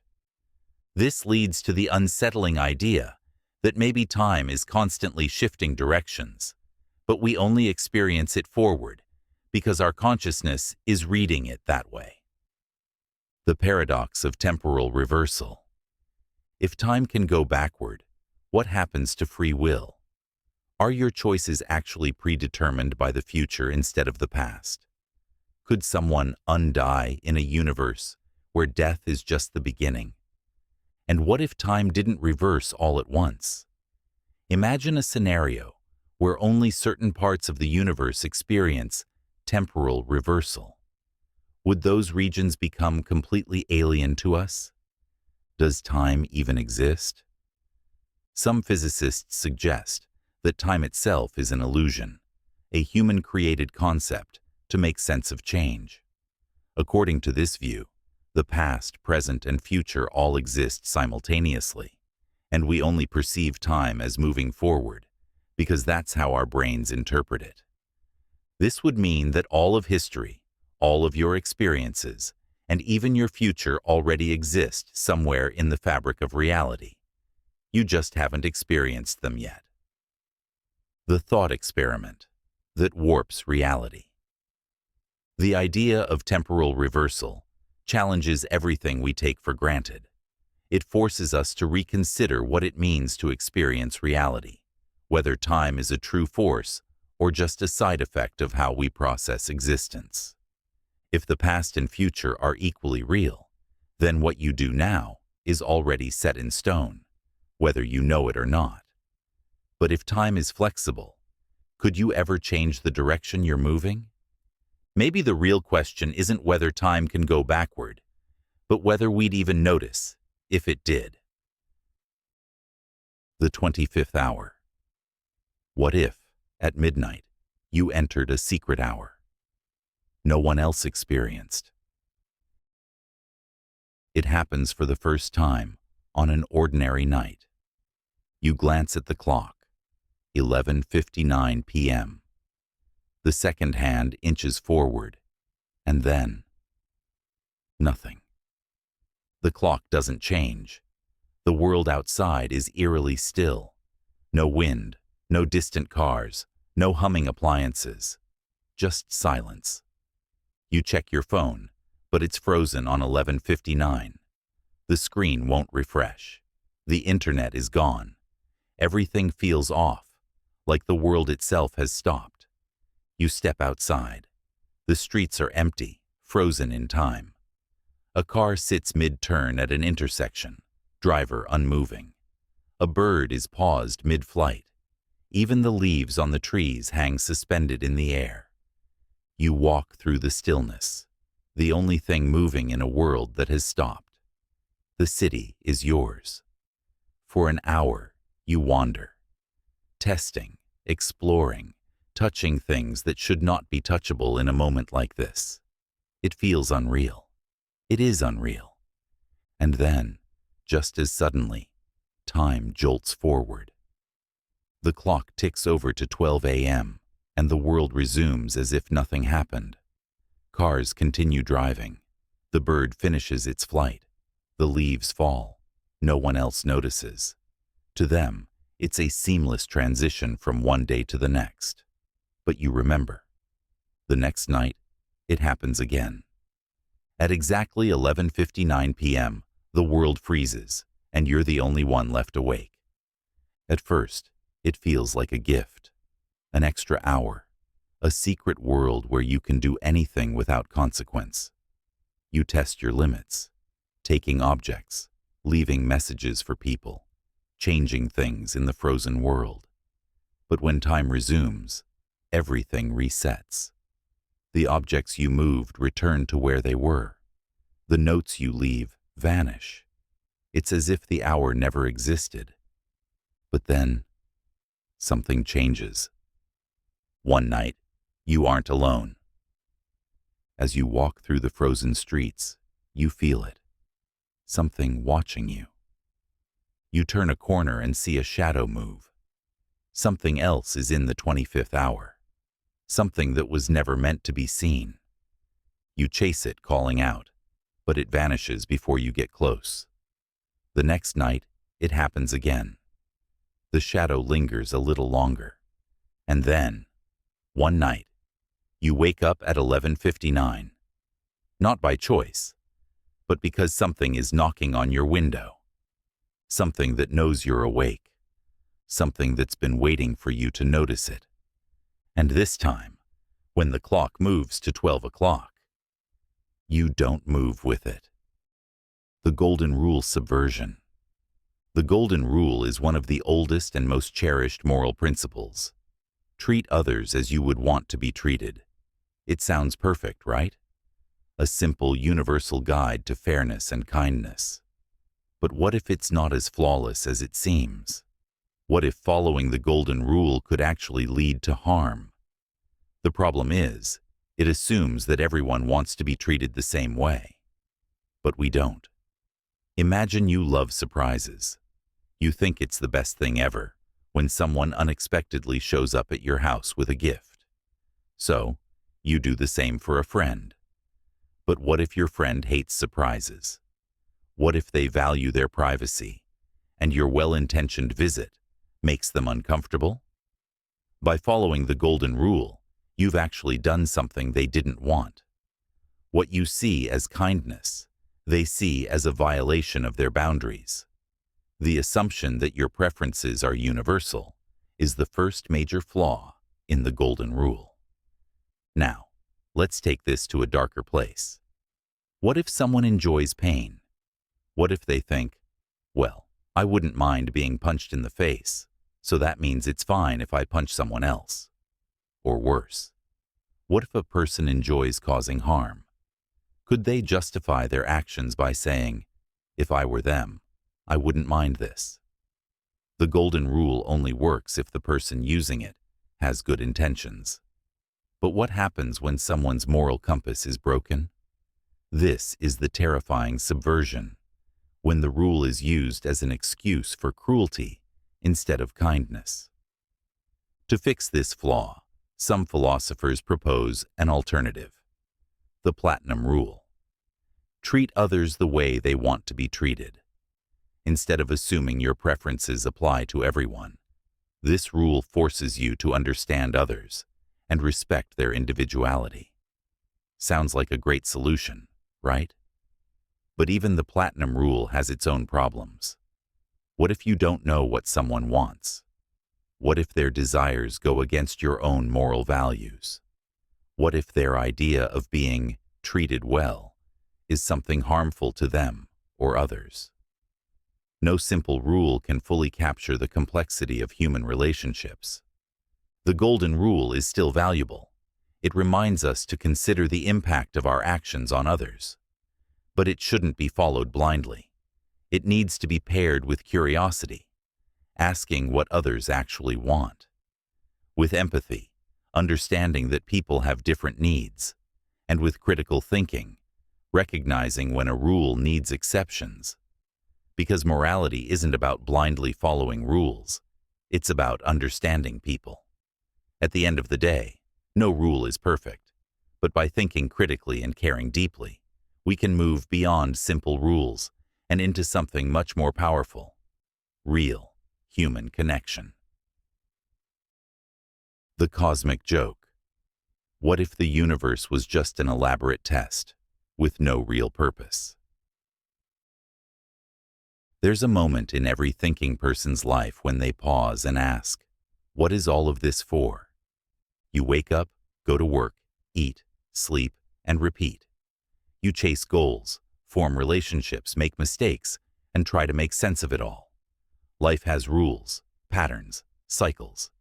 But at the end of it, you die. And so does everyone else. Civilizations rise, fall, disappear. Planets burn out.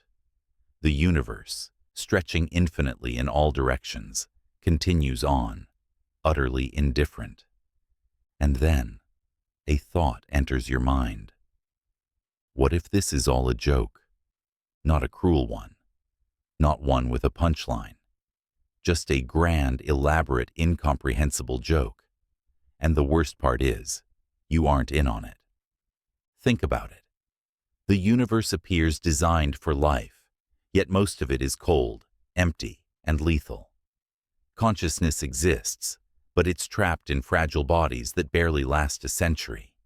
Every answer we find only leads to bigger, more unanswerable questions.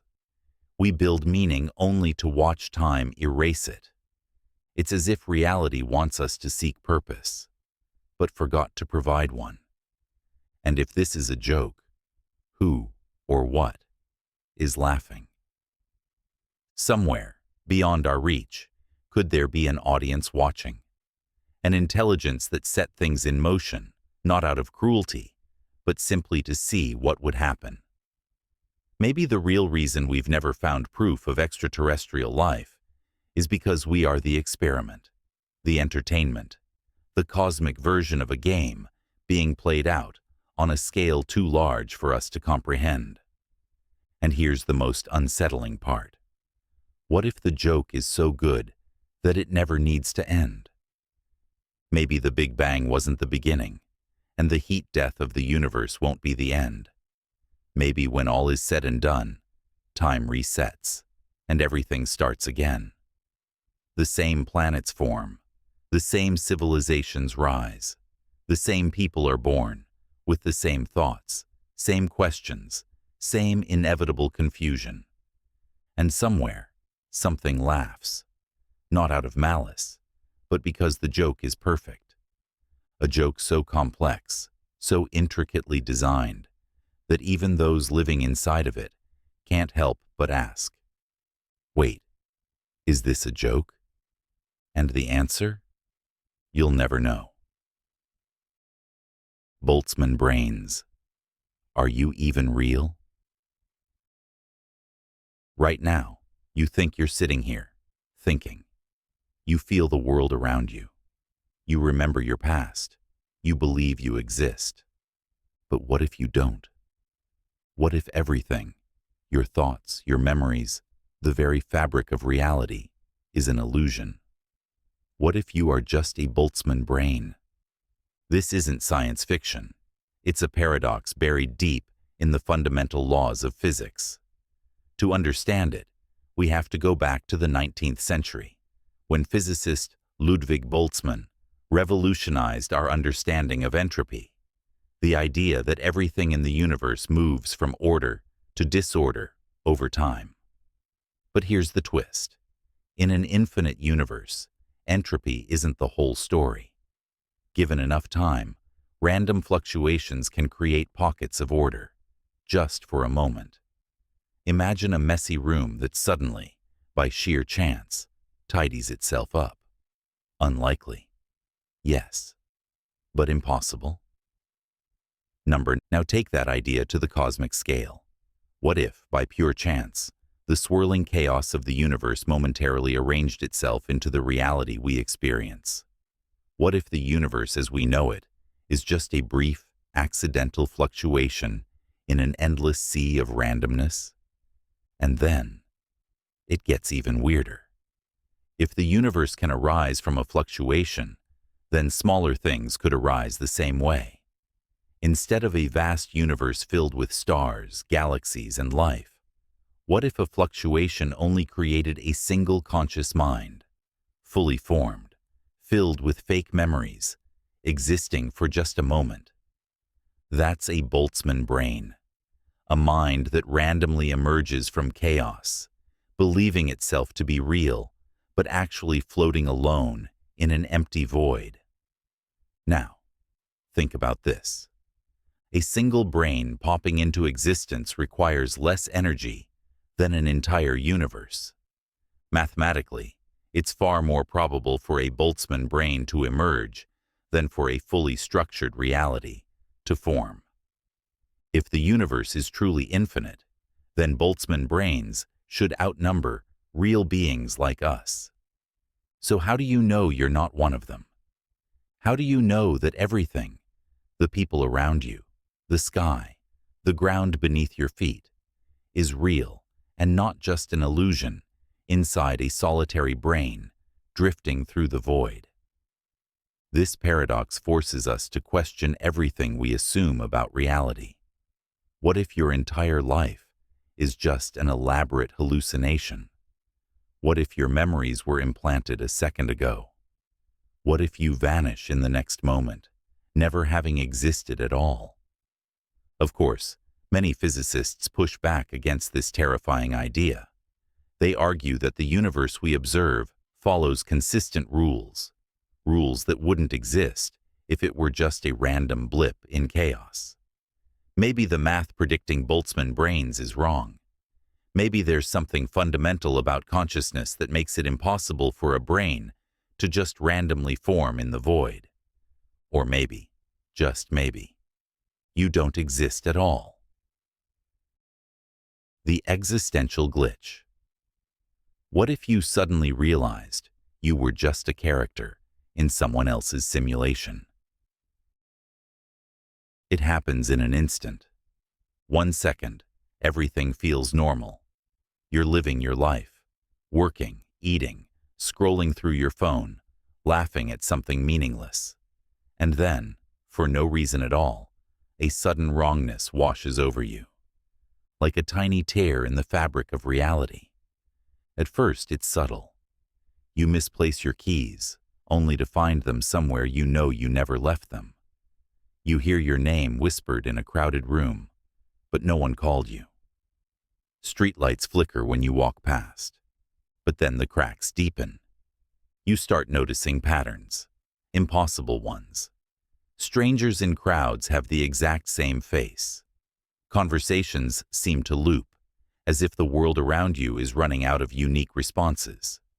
You meet someone new, and for a split second, you already know them. You predict what they're about to say, and they say it, word for word.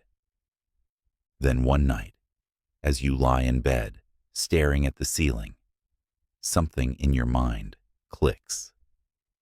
This isn't real, not in the way you thought it was.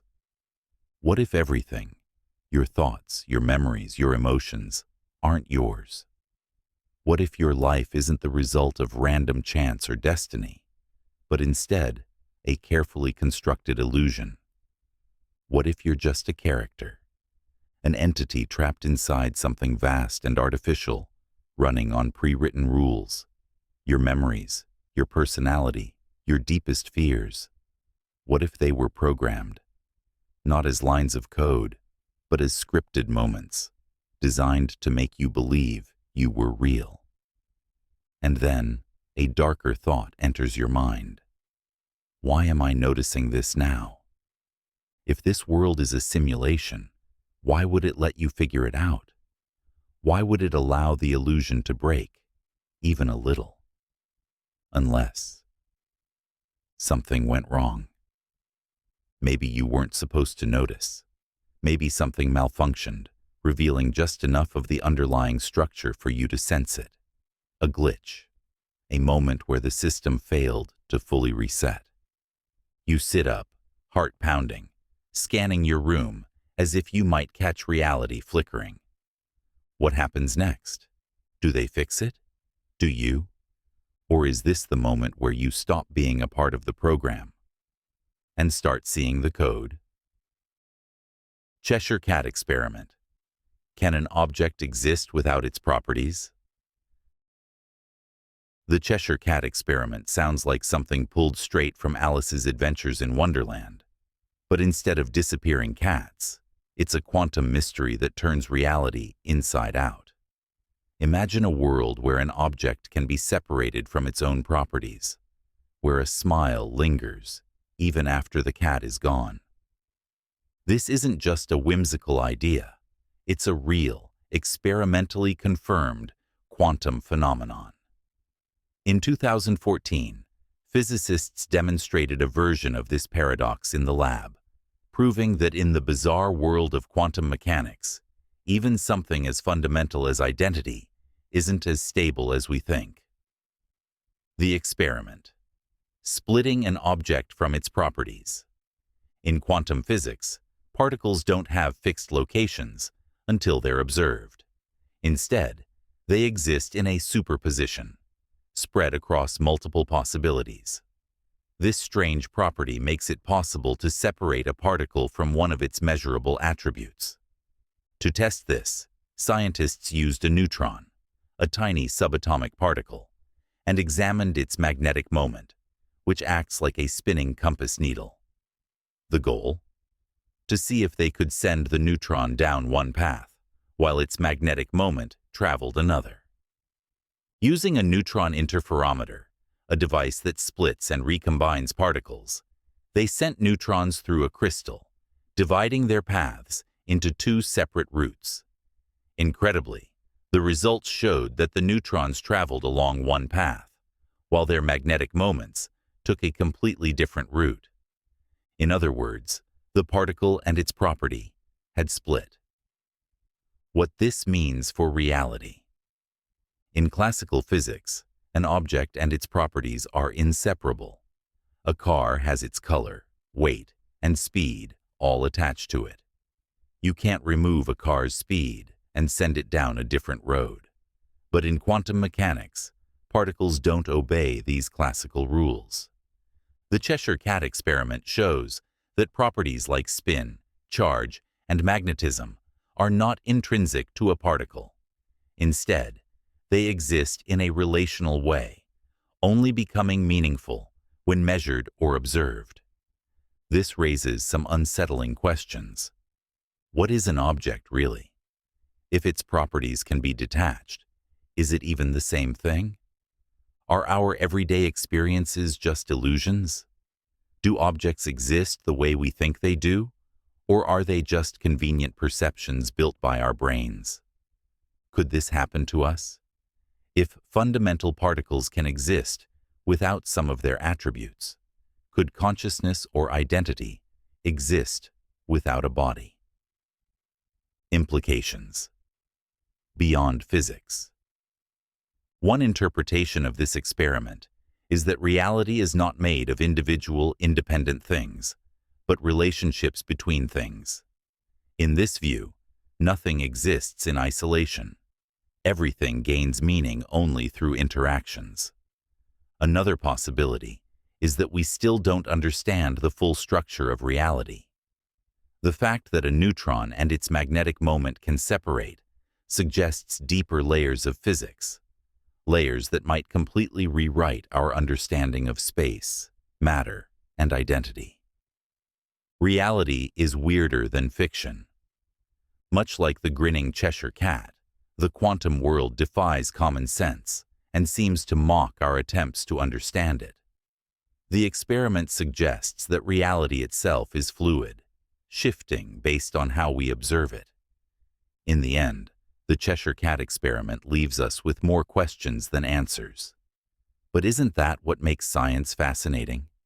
It reminds us that the universe is far stranger than we ever imagined, and that, just like Alice in Wonderland, we are all wandering through a world far more mysterious than it first appears. The quantum ghost. What if you only exist in the realities where you survive?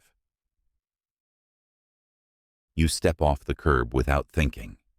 The screech of tires fills the air.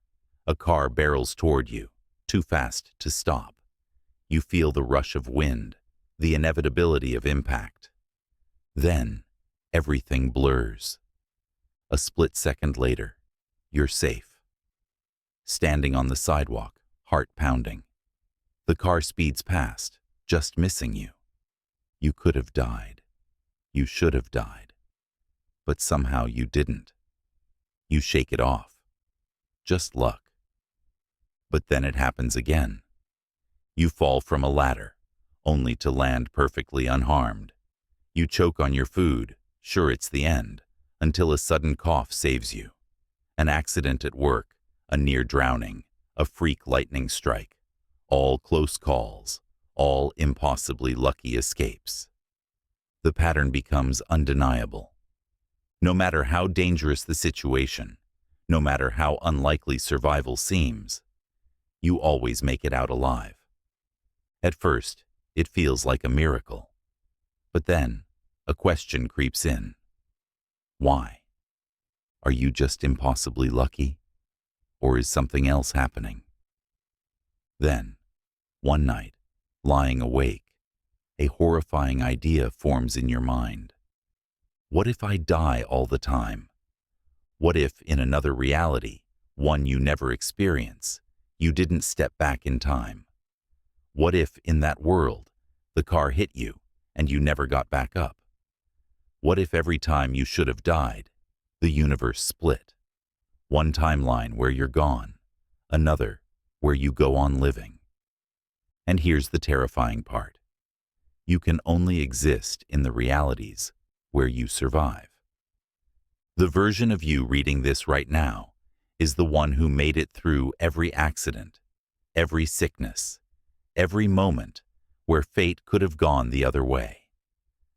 But that means there are infinite versions of you, ones who didn't make it, versions that did die in that crash, that fall, that fire.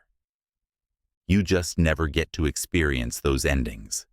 You are a quantum ghost, drifting between the slimmest margins of survival, always existing in the reality where you just barely make it.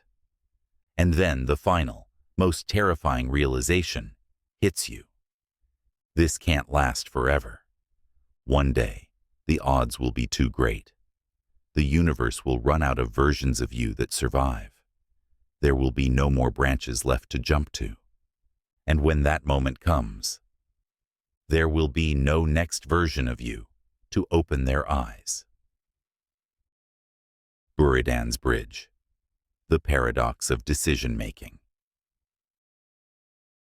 Imagine you're standing at the edge of a bridge. A guard blocks the way, and he gives you a very strange rule. If you try to cross, I'll stop you. If you don't try to cross, I'll let you pass. Wait, what? If you try to cross, you get stopped. But if you don't try, the guard has to let you through, which means you could cross anyway. This is Buridan's Bridge, a centuries-old thought experiment that seems like a simple riddle. But in reality, it completely breaks our understanding of logic, trust, and decision-making. The trap of contradictions. At first glance, the solution seems obvious. If you try to cross, the guard stops you, and if you don't, you get to pass. Simple, right? Not really. The guard's rule contradicts itself. If he stops you, that means he only enforces half of his rule, the stop you part, but ignores the part about letting you pass. If he lets you through, he contradicts the stop you rule. It's a paradox, a loop of predictions where neither option fits cleanly. Where did this paradox come from? This thought experiment was first proposed by Jean Buridan, a medieval philosopher known for challenging logic and free will. His work often explored how we make choices when we're stuck between two seemingly equal options. This paradox works because it traps both the traveler and the guard in a self-referential loop, where their actions are always dependent on the other's decision. And that, right there, is where the true mind-bending part of this problem begins. The bigger picture. what this paradox really means. Beyond just being a clever riddle, Buridan's bridge exposes deep flaws in how we perceive logic and trust. Can we trust rules that depend on the future? The guard's statement is a promise about future actions, but what happens if reality doesn't follow the rule exactly? This reflects real-life contracts, legal systems, and even personal promises. What happens when rules contradict themselves?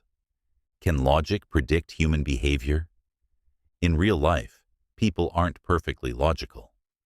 This paradox highlights how unpredictable choices become when they depend entirely on other people's decisions. What happens when rules are impossible to follow? The traveler and the guard are both stuck. Just like in real life, sometimes no logical solution exists, forcing people to break the rules or change their assumptions. Parallels to other paradoxes.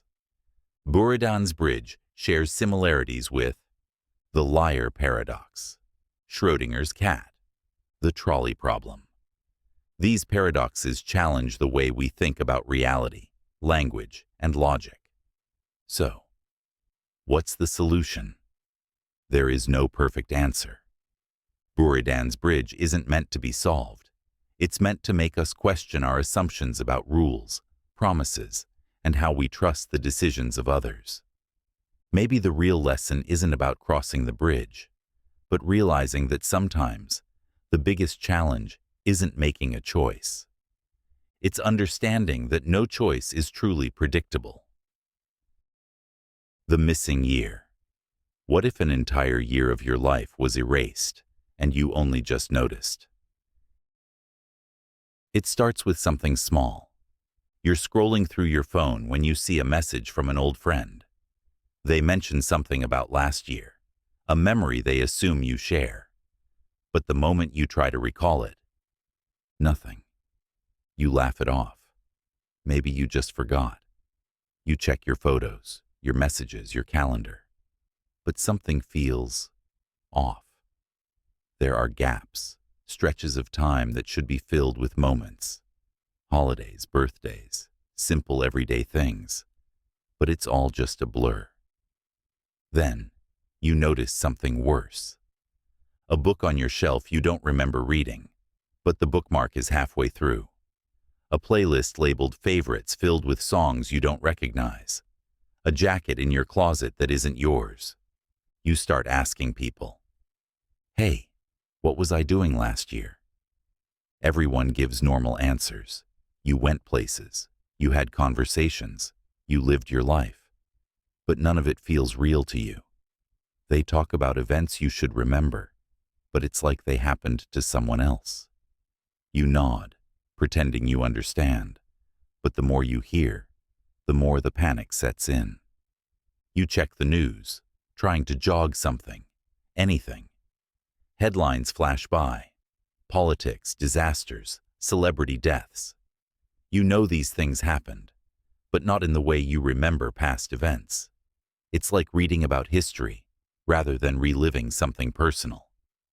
Then, the real question creeps in. Where were you last year? You dig deeper. You check old emails, bank statements, social media. Your life seems to exist. You see evidence of yourself responding to texts, paying bills, making plans. But it's all surface level. You have no real memory of living any of it. And then, something worse happens. You find a video, one you apparently recorded, your own voice, your own face. If you're watching this, you noticed. That means something went wrong. Your heart pounds. I don't have time to explain, but whatever happens, don't try to remember. It's better if you don't. The video cuts off. You check the date. It was recorded almost exactly a year ago. You stare at the screen, hands shaking. What happened last year? Why did you leave this message for yourself? And the worst part, why do you suddenly feel like something is watching you? waiting for you to remember. Plank of carniades. Picture yourself adrift in the open sea, clinging to life. In the distance, a single wooden plank floats, a fragile, precious chance to survive. But there's a problem. Someone else is already holding on to it. The plank isn't big enough for both of you. If you take it, they drown. If they keep it, you drown. What do you do? This is the plank of carniades, an ancient thought experiment that drags us into the murky waters of morality, self-preservation, and justice. It forces a brutal question. When survival is on the line, is any action justified? The dilemma was first posed by the Greek philosopher Carneades in the 3rd century BC to challenge the idea of absolute morality. If you take the plank and the other person dies, are you guilty of murder? Or are you simply doing what anyone would do in your situation? And the bigger question, should the law punish you for it? On one hand, self-preservation is one of the deepest instincts we have. In moments of extreme danger, rational thought takes a back seat to raw survival. Your body moves before your mind even has time to argue. Grabbing the plank isn't necessarily a moral choice. It's a reflex, a desperate attempt to stay alive. But on the other hand, you did make a choice. You decided, whether consciously or not, that your life was worth more than theirs. And that raises a thorny ethical issue. Does anyone's life have more value than another's? If survival justifies any action, does that mean morality stops existing the moment a life is in danger? Now imagine you survive. You make it to land, and you're put on trial for taking the plank. Should you be punished? Some argue yes, because morality should still apply even in the most extreme circumstances. Others say no, because laws can't fairly judge actions taken in the grip of mortal fear. But this thought experiment isn't just about two people in the ocean. It's a metaphor for countless ethical dilemmas in our world. Imagine a company polluting the environment to save costs, knowing it will harm others. Or a nation seizing resources from another country to keep its own people safe. In each case, someone takes the plank, and someone else is left to drown. The stakes may be different, but the core question remains the same. Is survival always justification enough? The plank of carniades doesn't give us an easy answer. Instead, it forces us to confront the brutal reality that morality isn't always black and white. It reminds us that while survival instinct is powerful, so is our capacity for fairness, compassion, and justice. And perhaps the most important lesson isn't just about individual choices. It's about the systems we build. If people are constantly forced into no-win situations, maybe the real question isn't, what would you do? But, how do we create a world where no one has to make that choice in the first place? The plank of carniades isn't just a thought experiment. It's a reflection of the choices we make every day. And those choices define not just who we are, but the world we create. The silent city. What if everyone was pretending to be human? You're walking home late at night. The streets are quiet, too quiet. The kind of silence that doesn't feel natural. No honking cars, no distant voices, no footsteps except your own. Then, for the first time, you really look around. The people walking past you move normally, but there's something strange about them. Their faces are just a little too still. Their expressions never quite change. No one bumps into each other. No one stumbles. No one reacts to the world around them the way they should. Then you notice something even more disturbing. No one is talking. Not a single conversation, no casual small talk, not even whispered words between friends. The cafe you pass has people sitting inside, cups of coffee in their hands, but no one is speaking. No laughter, no phone calls, just silence. You tell yourself it's a coincidence, but then you test it. You stop walking. So does a man across the street. You take a step backward. A woman at a bus stop does the same. Your pulse quickens. You turn a corner quickly, too quickly for anyone to follow. But when you glance behind you, a group of strangers is already turning the same corner, perfectly synchronized. They aren't following you. They're mirroring you. You step into a store, pretending to browse. The cashier smiles at you, but their expression doesn't change when you don't respond. Their hands never move. They don't blink. They're just waiting. Waiting for what? The weight of the silence presses down on you. You want to scream, to break whatever spell this is, but something in your gut tells you not to. Because now you understand. They don't know that you know. They think you're one of them. And if they realize you aren't, what happens then? Last Thursdayism. What if the past never happened? Imagine waking up one morning and realizing that everything you know, your childhood, world history, ancient ruins, even your own memories, might be an illusion. What if the entire universe was created just last Thursday, fully formed, with all of its history meticulously programmed into place?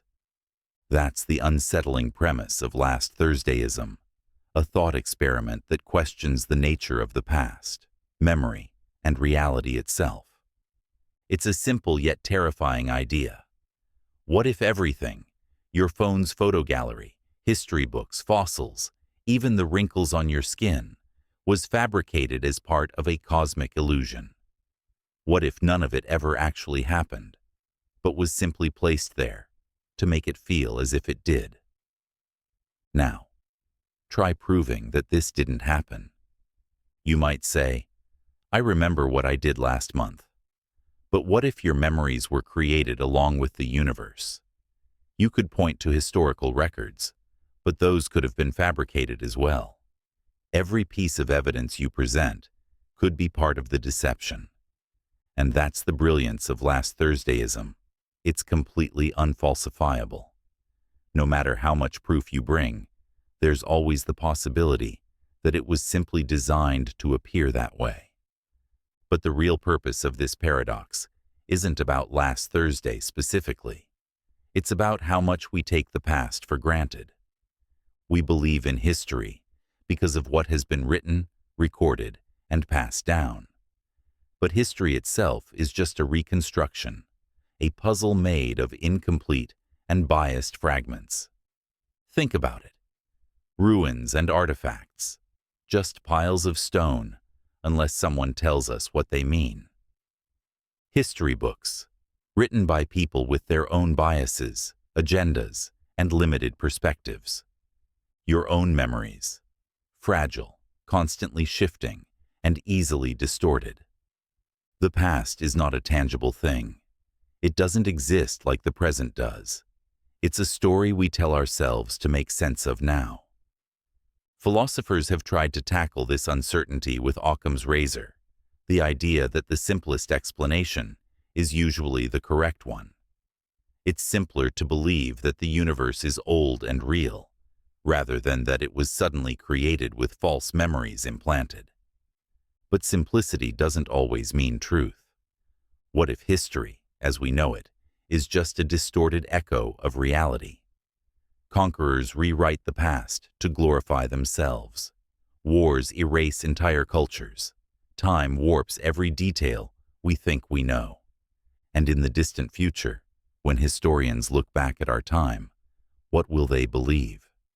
Will they mistake our science fiction for historical fact? Will they think we worshipped superheroes and that our video games were records of real battles? The past is slipping away faster than we can hold on to it. But here's something unsettling. While your name, your actions, and your legacy may be forgotten, there is one part of you that will last forever. Every breath you take, Every movement, every tiny interaction you make, adds to the entropy of the universe, the irreversible march toward disorder. Even if everything you remember never actually happened, your existence right now is real. So whether the universe began 13.8 billion years ago or just last Thursday, one undeniable truth remains. You exist, right here, right now. The world that waits. What if reality only existed when you were paying attention to it? You flick off the light and leave the room, stepping into the hallway. But what if, the moment you turn your back, the room behind you disappears? Not just empties, not just fades, but ceases to exist entirely. You wouldn't notice, you wouldn't feel it. To you, everything would seem normal. But reality, true reality, would only exist in the places you were actively perceiving. The moment you look away, it collapses into nothing. You test it. You stare at your reflection in the mirror, then quickly turn away. Did it keep existing while you weren't looking? Or was it only a temporary illusion, dissolving the second your eyes left it? You turn back. Your reflection is still there. But how do you know it was there the whole time? You start to notice patterns. You take an unexpected step to the left, and the world adjusts, almost too smoothly, as if it wasn't ready for your movement. You watch someone across the street, and for a split second, they seem frozen, like the universe needed time to load them back in. You stand in a doorway, staring into the next room. What if the walls, the furniture, the air itself aren't really there yet? What if, in the milliseconds before you step forward, the world is building itself around you, constructing a perfect illusion, just in time for you to experience it? And then, the most terrifying thought hits you. If reality only exists when you're perceiving it, then who or what is creating it? Is it a system, a program, a god, or something else entirely? Something that waits in the darkness, unseen, unheard, beyond the edges of your vision. Something that exists only outside of your awareness. And if that's true, then what happens when you sleep? Does the world disappear completely, waiting for you to wake? Or does something else take your place, inhabiting reality while you're gone? What if, every time you blink, the universe reshapes itself just slightly? What if, one day, you turn around too quickly and catch reality before it has time to rebuild itself? The diagonal argument. When infinity gets even bigger. Imagine you're counting 1, 2, 3, 4 forever. That's infinity, right? Simple, endless. But what if I told you? Some infinities are bigger than others. This isn't science fiction. It's a mathematical fact, discovered by a man named Georg Cantor, who blew open our understanding of numbers, infinity, and what it actually means to count. And trust me, what he found, it will break your brain. The infinite list that's never complete. All right, let's start simple. We can count forever. 1, 2, 3, 4, and so on. That's called countable infinity. Big, sure, but we can at least organize it. Now let's try something trickier. Listing every possible decimal number between 0 and 1. Sounds possible, right? Just make a giant, never-ending list. But here's the problem. Cantor proved that no matter how you try, you will always miss some numbers. Always. How Cantor's diagonal argument destroys our assumptions. Here's where it gets weird. Let's say we write down every decimal number possible. 0.123456, 0.876543, 0.349821, 0.657394. Looks complete? It's not. Cantor had a genius trick. Take the first digit from the first number, the second from the second number, the third from the third. This makes a diagonal pattern. Now change each digit. If it's a 1, make it a 2. If it's a 3, make it a 4. The result? A brand new number that isn't on the list. No matter how long your list is, this method always creates a number that's missing, which means you cannot list all the decimals between 0 and 1. That set of numbers is an even bigger kind of infinity. Wait, some infinities are bigger than others? Before Cantor, everyone thought infinity was just one size, big. But no. He showed there's a whole hierarchy of infinities. The numbers we count?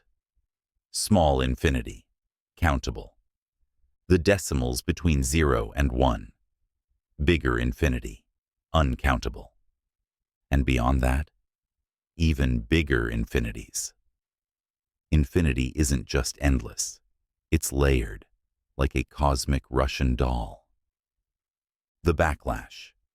Why Cantor's idea was considered mathematical heresy. Not everyone liked this idea. In fact, Cantor's own colleagues thought he was insane. Some even said his work was dangerous, as if he was messing with forces that shouldn't be understood. Cantor spent his life defending his discoveries, but the stress took a toll. He struggled with mental health issues and died largely unrecognized. But today, his ideas shape the very foundation of modern mathematics. Why does this matter? This isn't just a math trick. Cantor's diagonal argument laid the groundwork for set theory, a concept that influences everything, from AI and computing to quantum mechanics and the fabric of reality itself. It also forces us to rethink what we think is possible. If some infinities are bigger than others, what else in the universe might be more complex than we assume? Maybe reality itself has layers, just like infinity. So, if infinity has different sizes, what else don't we know about the nature of reality? The repeating day. What if you were trapped in a time loop, but forgot each reset? You wake up, stretch, and check your phone. It's Tuesday, another normal day. Or at least, that's what you think. You go through your routine, coffee, work, conversations that feel vaguely predictable. The same songs play on the radio. The same news stories flash across the screen. Déjà vu hits you in strange, unshakable waves. But then, the day ends. You go to sleep. And when you wake up, it's Tuesday again. You don't notice at first. You check your phone, eat your breakfast, reply to the same messages. Everything seems normal. But deep inside, something feels off, like an itch in your brain that you can't scratch. The sense of familiarity is overwhelming. You hear someone say something, and you know what they're going to say next. You take a different route home, but somehow, you still run into the same person you saw yesterday. Except it wasn't yesterday, was it? Then, for a split second, you remember. The loop, the endless cycle, the thousands, maybe millions, of times you've lived through this exact same Tuesday.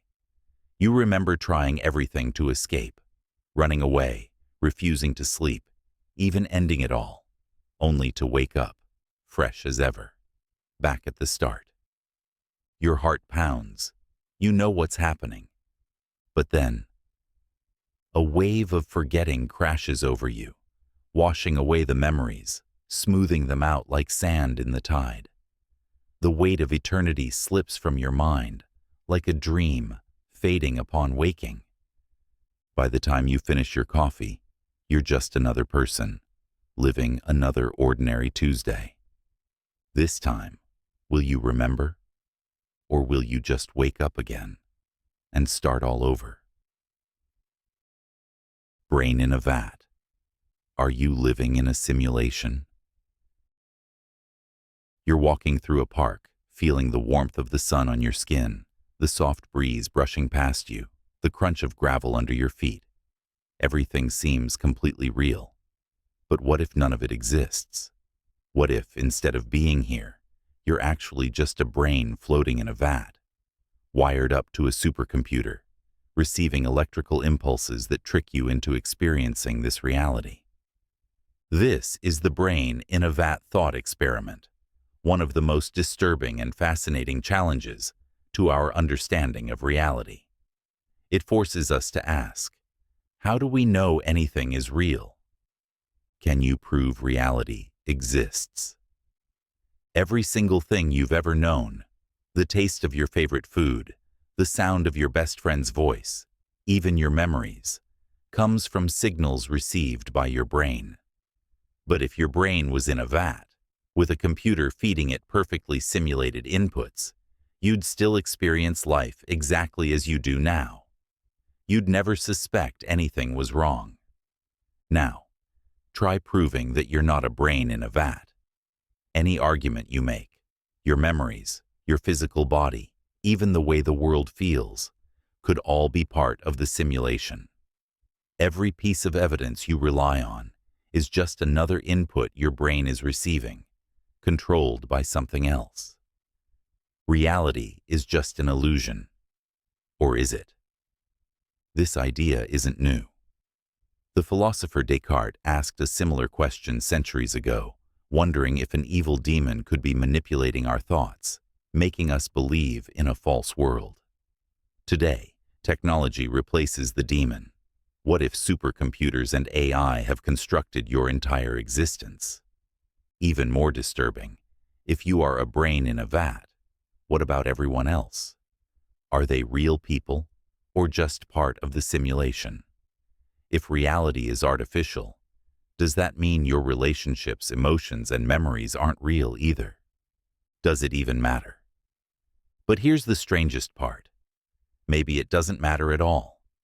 If your experiences feel real, if you love, laugh, and suffer just as deeply in a simulated world, then isn't that reality enough? Would you rather live in a perfect simulation where you never feel pain, or in an imperfect, unpredictable world where suffering is part of existence? This is the exact dilemma raised by the Matrix. Would you take the red pill, waking up to the harsh truth, or the blue pill, staying in blissful ignorance? The limits of human knowledge. The brain in a vat paradox exposes a terrifying truth. We rely on trust to define reality. We trust our senses, our perceptions, and our experiences. But what if they're all lies? What if the world is nothing but electrical signals interpreted by your brain? Maybe you're really here. Maybe you're somewhere else. Maybe none of this exists at all. But if you can't tell the difference, would you even want to know? The trolley problem. The most impossible choice. A runaway trolley speeds down the tracks. Up ahead, 5 people are tied down, unable to move. But there's a lever next to you. If you pull it, the trolley switches tracks, saving the 5. But on the other track, there's one person who will be hit instead. So, what do? Do you pull the lever, actively choosing to sacrifice one life to save 5? Or do you do nothing, letting fate take its course? At first, the answer seems obvious. 5 lives are greater than 1.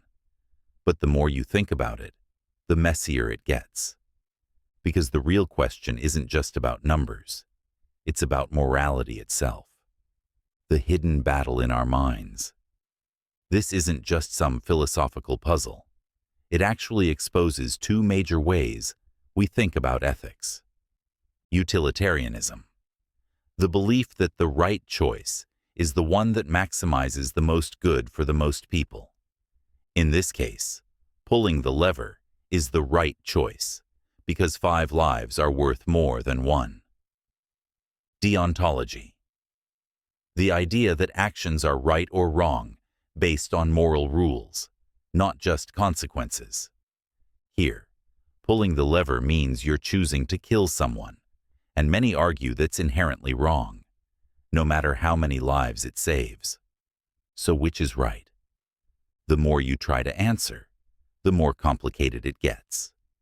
But wait, it gets worse. Let's change the scenario. Now, instead of a lever, you're standing on a bridge above the tracks. Next to you is a very large person.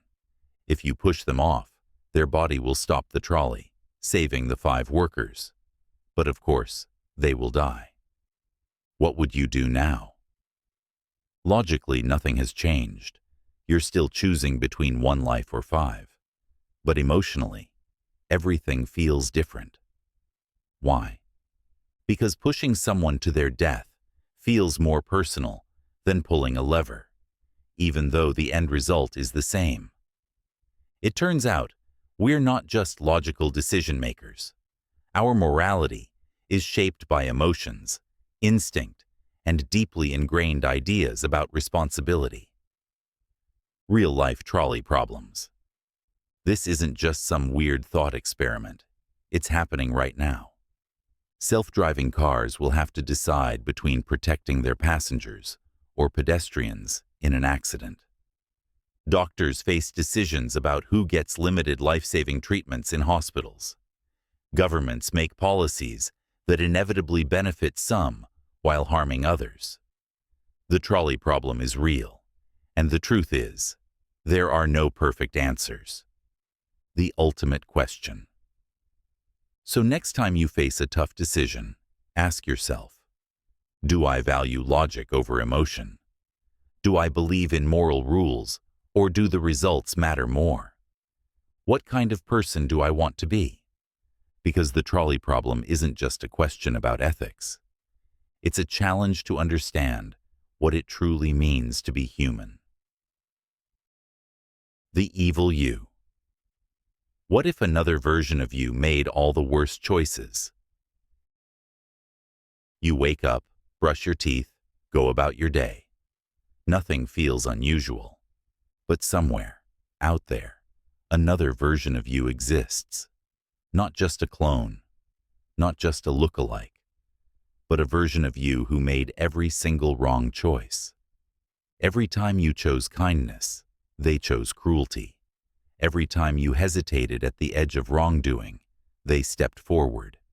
Every regret, every dark thought you buried, every impulse you suppressed, they embraced it. This isn't just a hypothetical.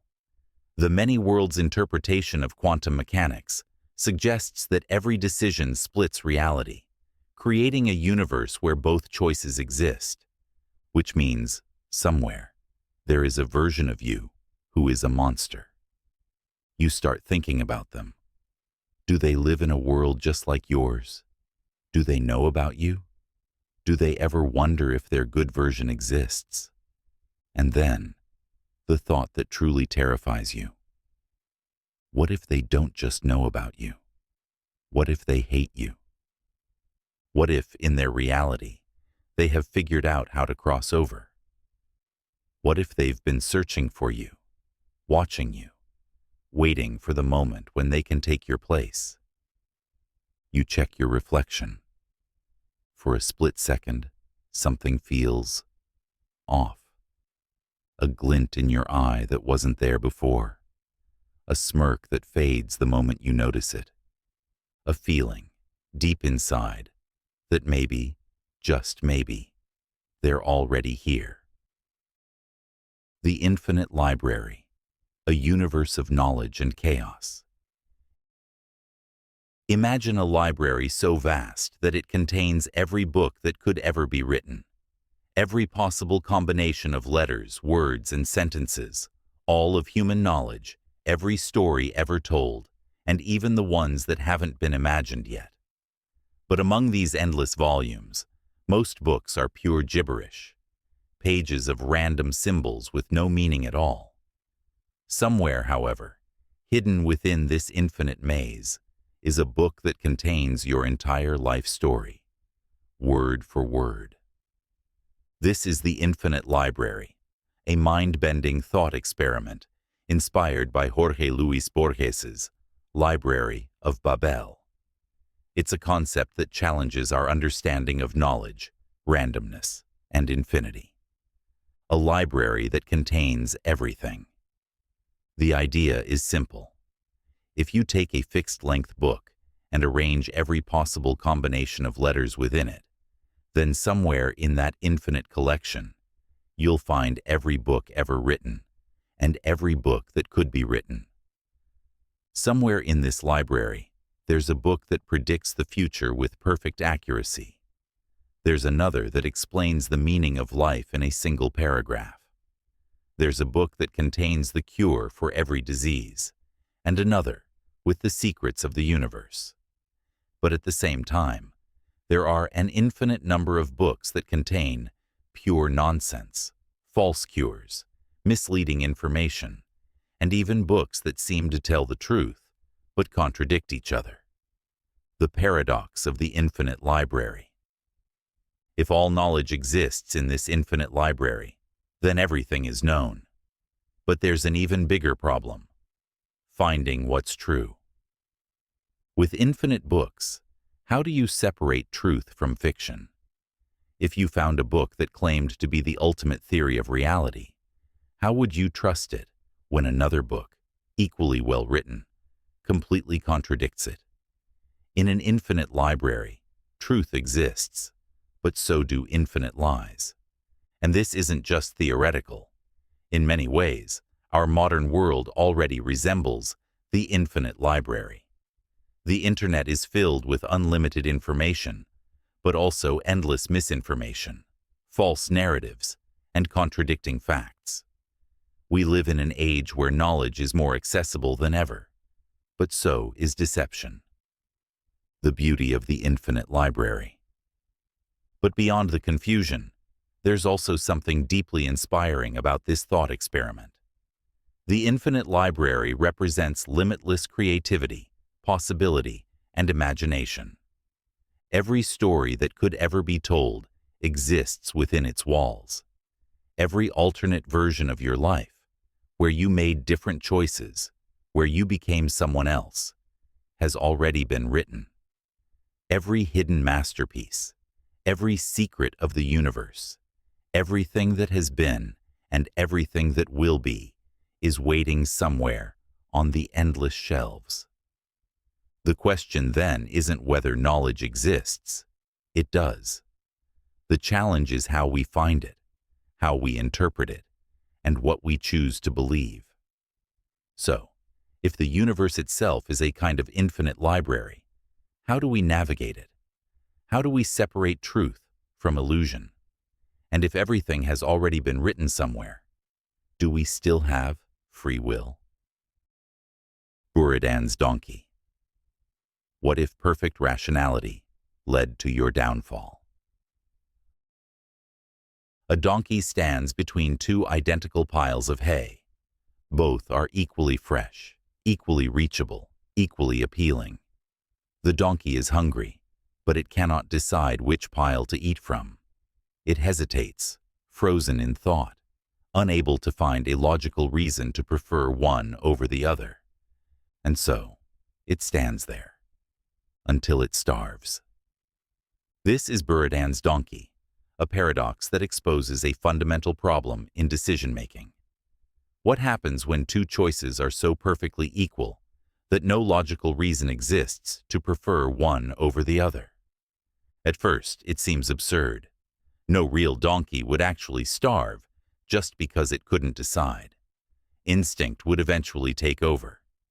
But this isn't just a problem about donkeys. It's about us. Imagine standing at a crossroads in life. Two job offers, equally good. Two cities, equally exciting. Two people you could fall in love with, equally wonderful. No matter how much you analyze, No clear reason emerges to favor one over the other.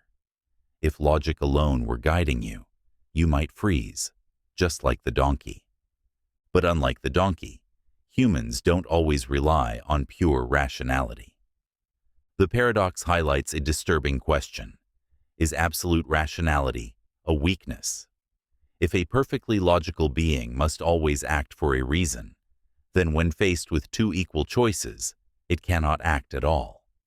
In real life, decisions rarely come with crystal clear best answers. And yet, we still choose. We choose because of intuition, emotion, and sometimes pure randomness. Maybe you take the job offer on the left simply because the recruiter smiled more. Maybe you move to one city over the other because a song playing in the background nudged your subconscious. These are not logical choices in the strictest sense, but they save us from paralysis. Buridan's donkey isn't just a quirky story. It applies to modern decision-making in everything from economics to AI. Technology and AI. Artificial intelligence faces the same problem when trying to make decisions between two perfectly balanced options. If an AI were purely logical, it could freeze when faced with an equal choice, unable to proceed. Programmers must design ways for AI to break symmetry through randomization or slight biases. Economics. Traditional economic models assume that people make rational choices, but real-life decision paralysis, when consumers can't choose between similar products, leading to no decision at all, proves otherwise. Psychology. Humans struggle with analysis paralysis in relationships, careers, and even mundane choices like picking a movie. Too many choices can be just as harmful as too few. If Buridan's donkey had just picked a pile of hay, any pile, it would have lived. And so would you. The key isn't to seek the perfect choice. It's to recognize that no choice is still a choice. And often, it's the worst one. At some point, you must stop analyzing and act. Trust your instincts, embrace uncertainty, and move forward.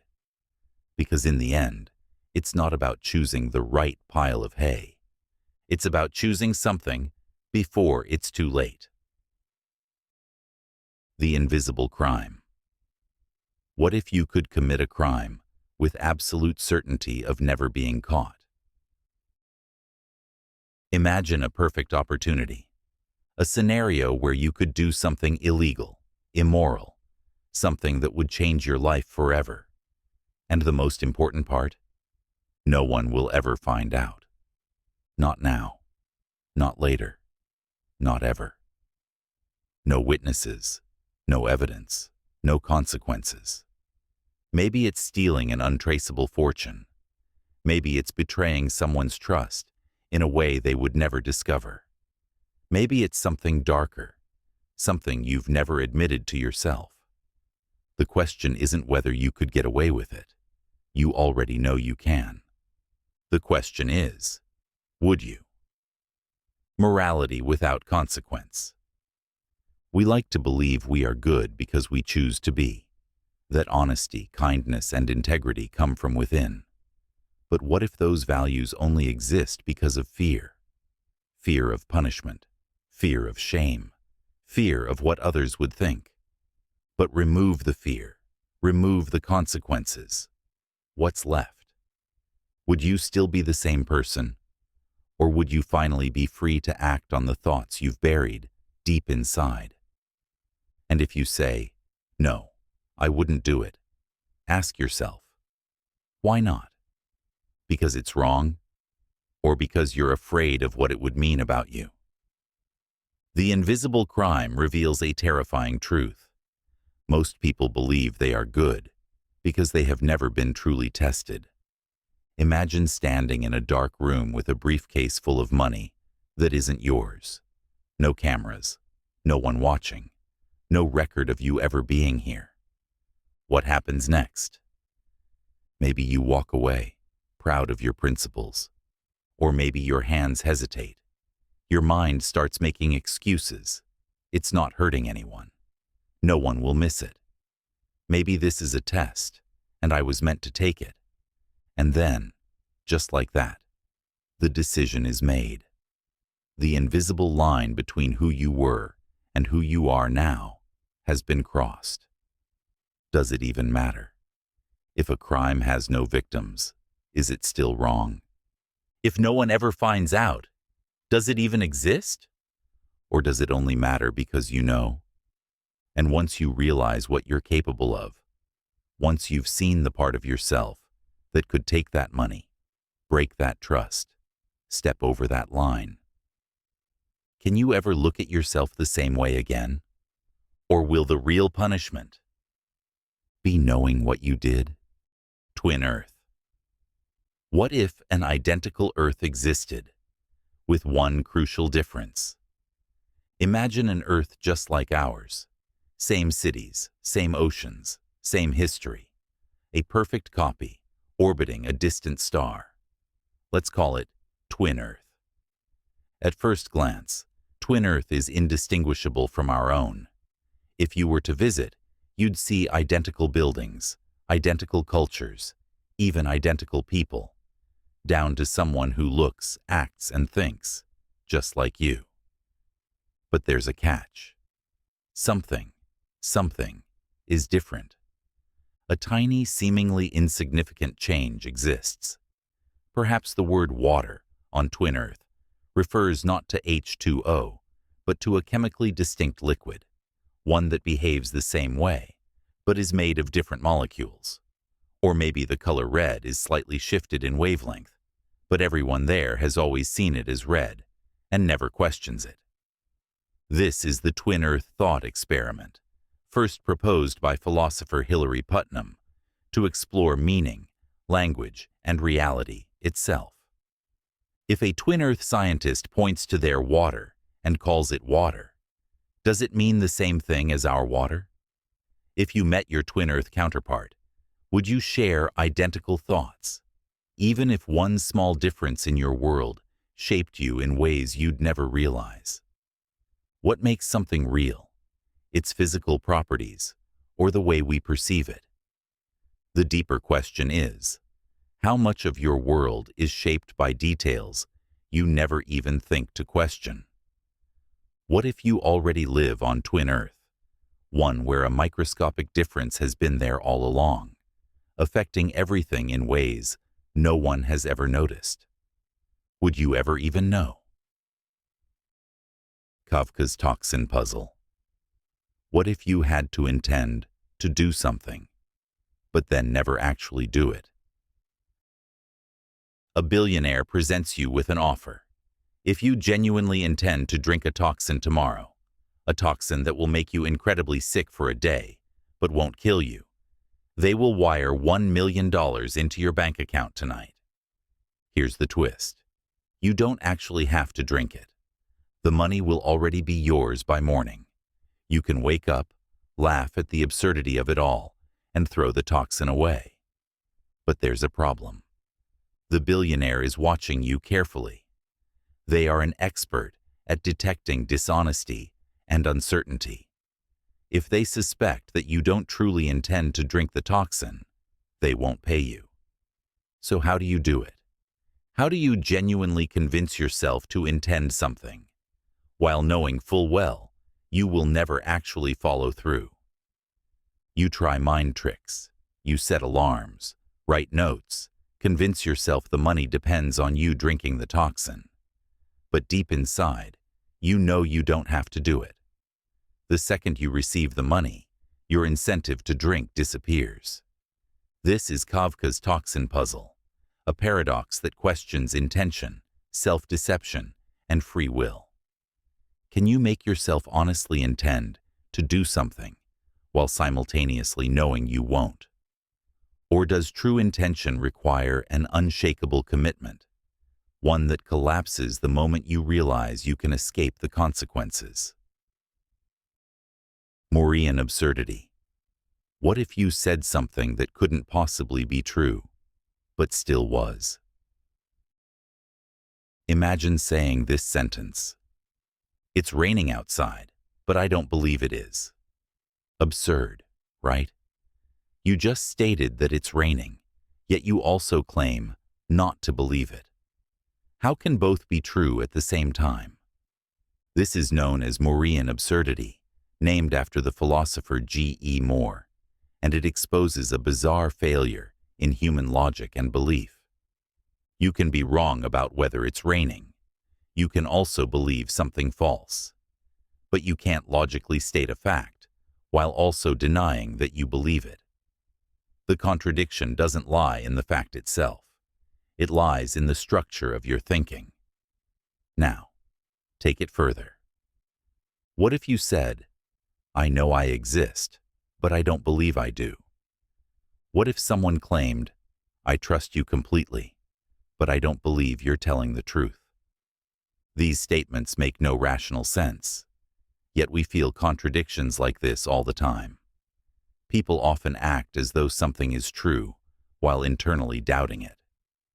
Could it be that our minds are filled with hidden Morean absurdities, thoughts we never say out loud but subconsciously hold on to? And if that's the case, how much of what we think we believe is actually a contradiction waiting to be exposed? The hallucinatory reality. What if nothing you see is real?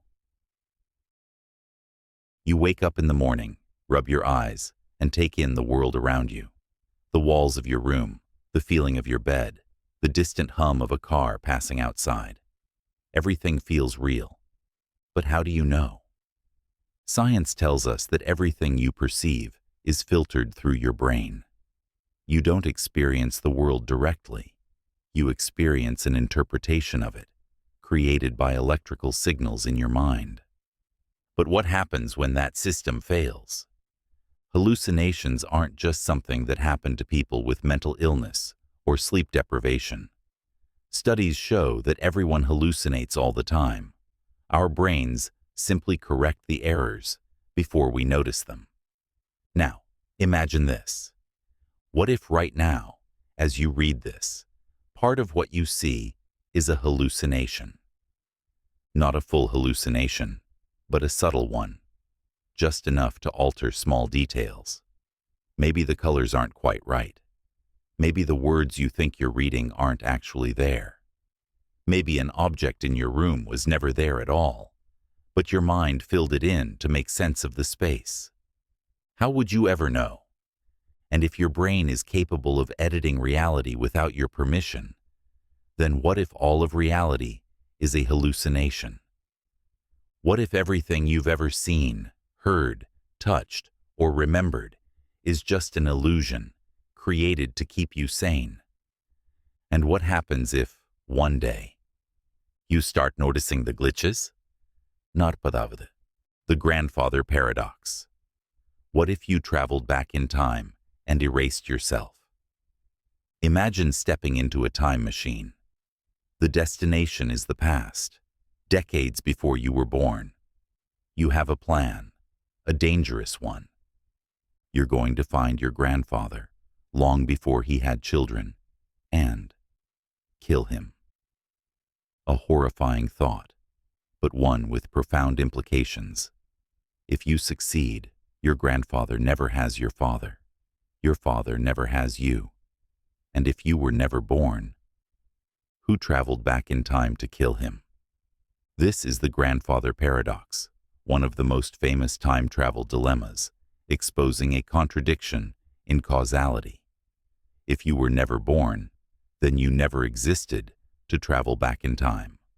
And if you never traveled back, your grandfather lived, meaning you were born after all. The logic loops endlessly, a contradiction that time itself cannot resolve. But what does this tell us about time travel? Why the paradox matters. The grandfather paradox isn't just about one impossible murder. It questions whether the past is fixed or changeable, whether cause and effect are absolute, and whether time travel can ever logically exist. If time were like a movie reel, with each frame permanently recorded, then traveling to the past would be impossible, because anything you tried to change would already have been accounted for. But what if time isn't fixed? What if you could change the past?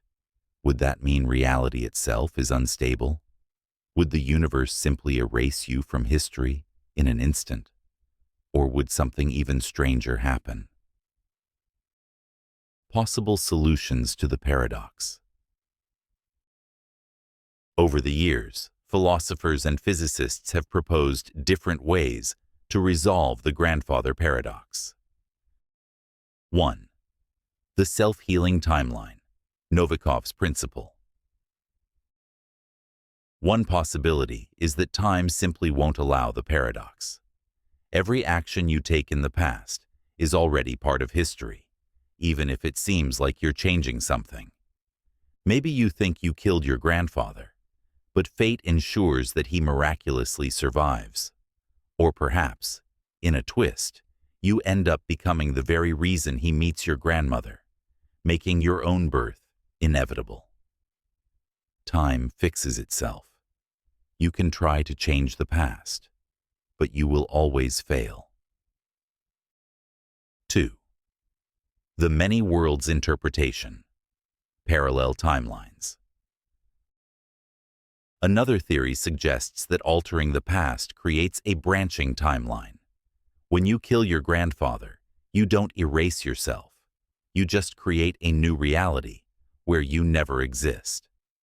Meanwhile, the original timeline, where you were born, still continues untouched. In this scenario, time travel doesn't let you change your past. It just creates an alternate universe where things play out differently. So if you do kill your grandfather, you won't cease to exist. You'll just be stranded in a version of reality where you were never born. 3. The closed time loop, causal loop theory. What if the paradox is only an illusion? Maybe, no matter what you do, everything was always meant to happen the way it did. Maybe your time travel is part of history already. Perhaps you try to kill your grandfather, but in doing so, you actually accidentally ensure his survival. Or maybe you mistake someone else for him, meaning history plays out exactly as it always did. This theory suggests that time is self-consistent.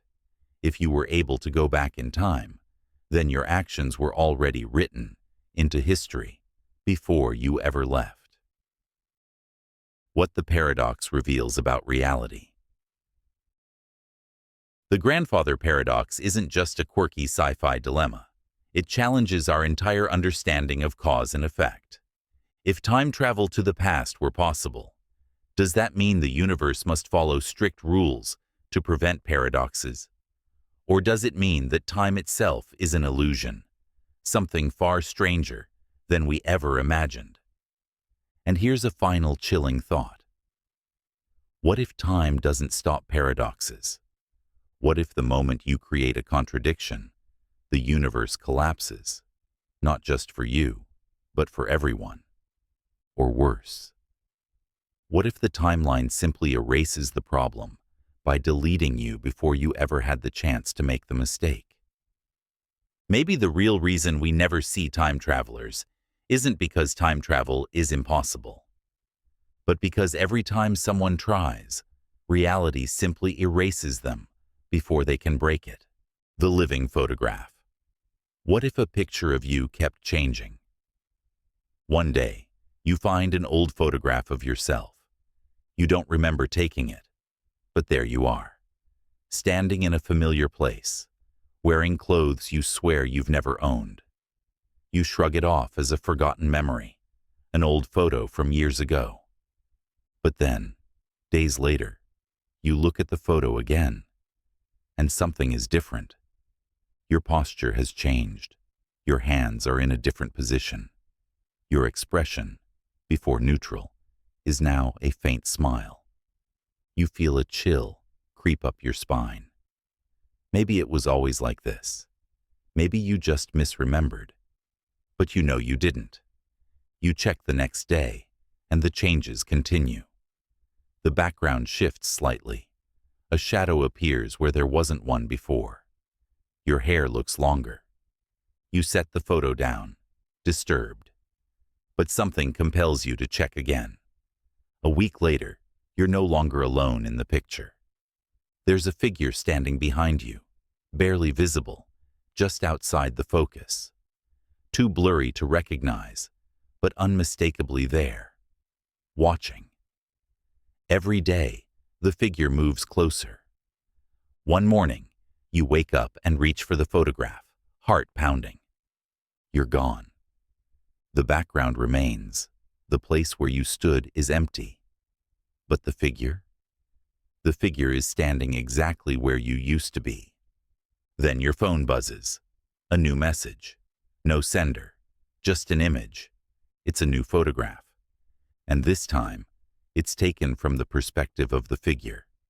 As if it's watching you now.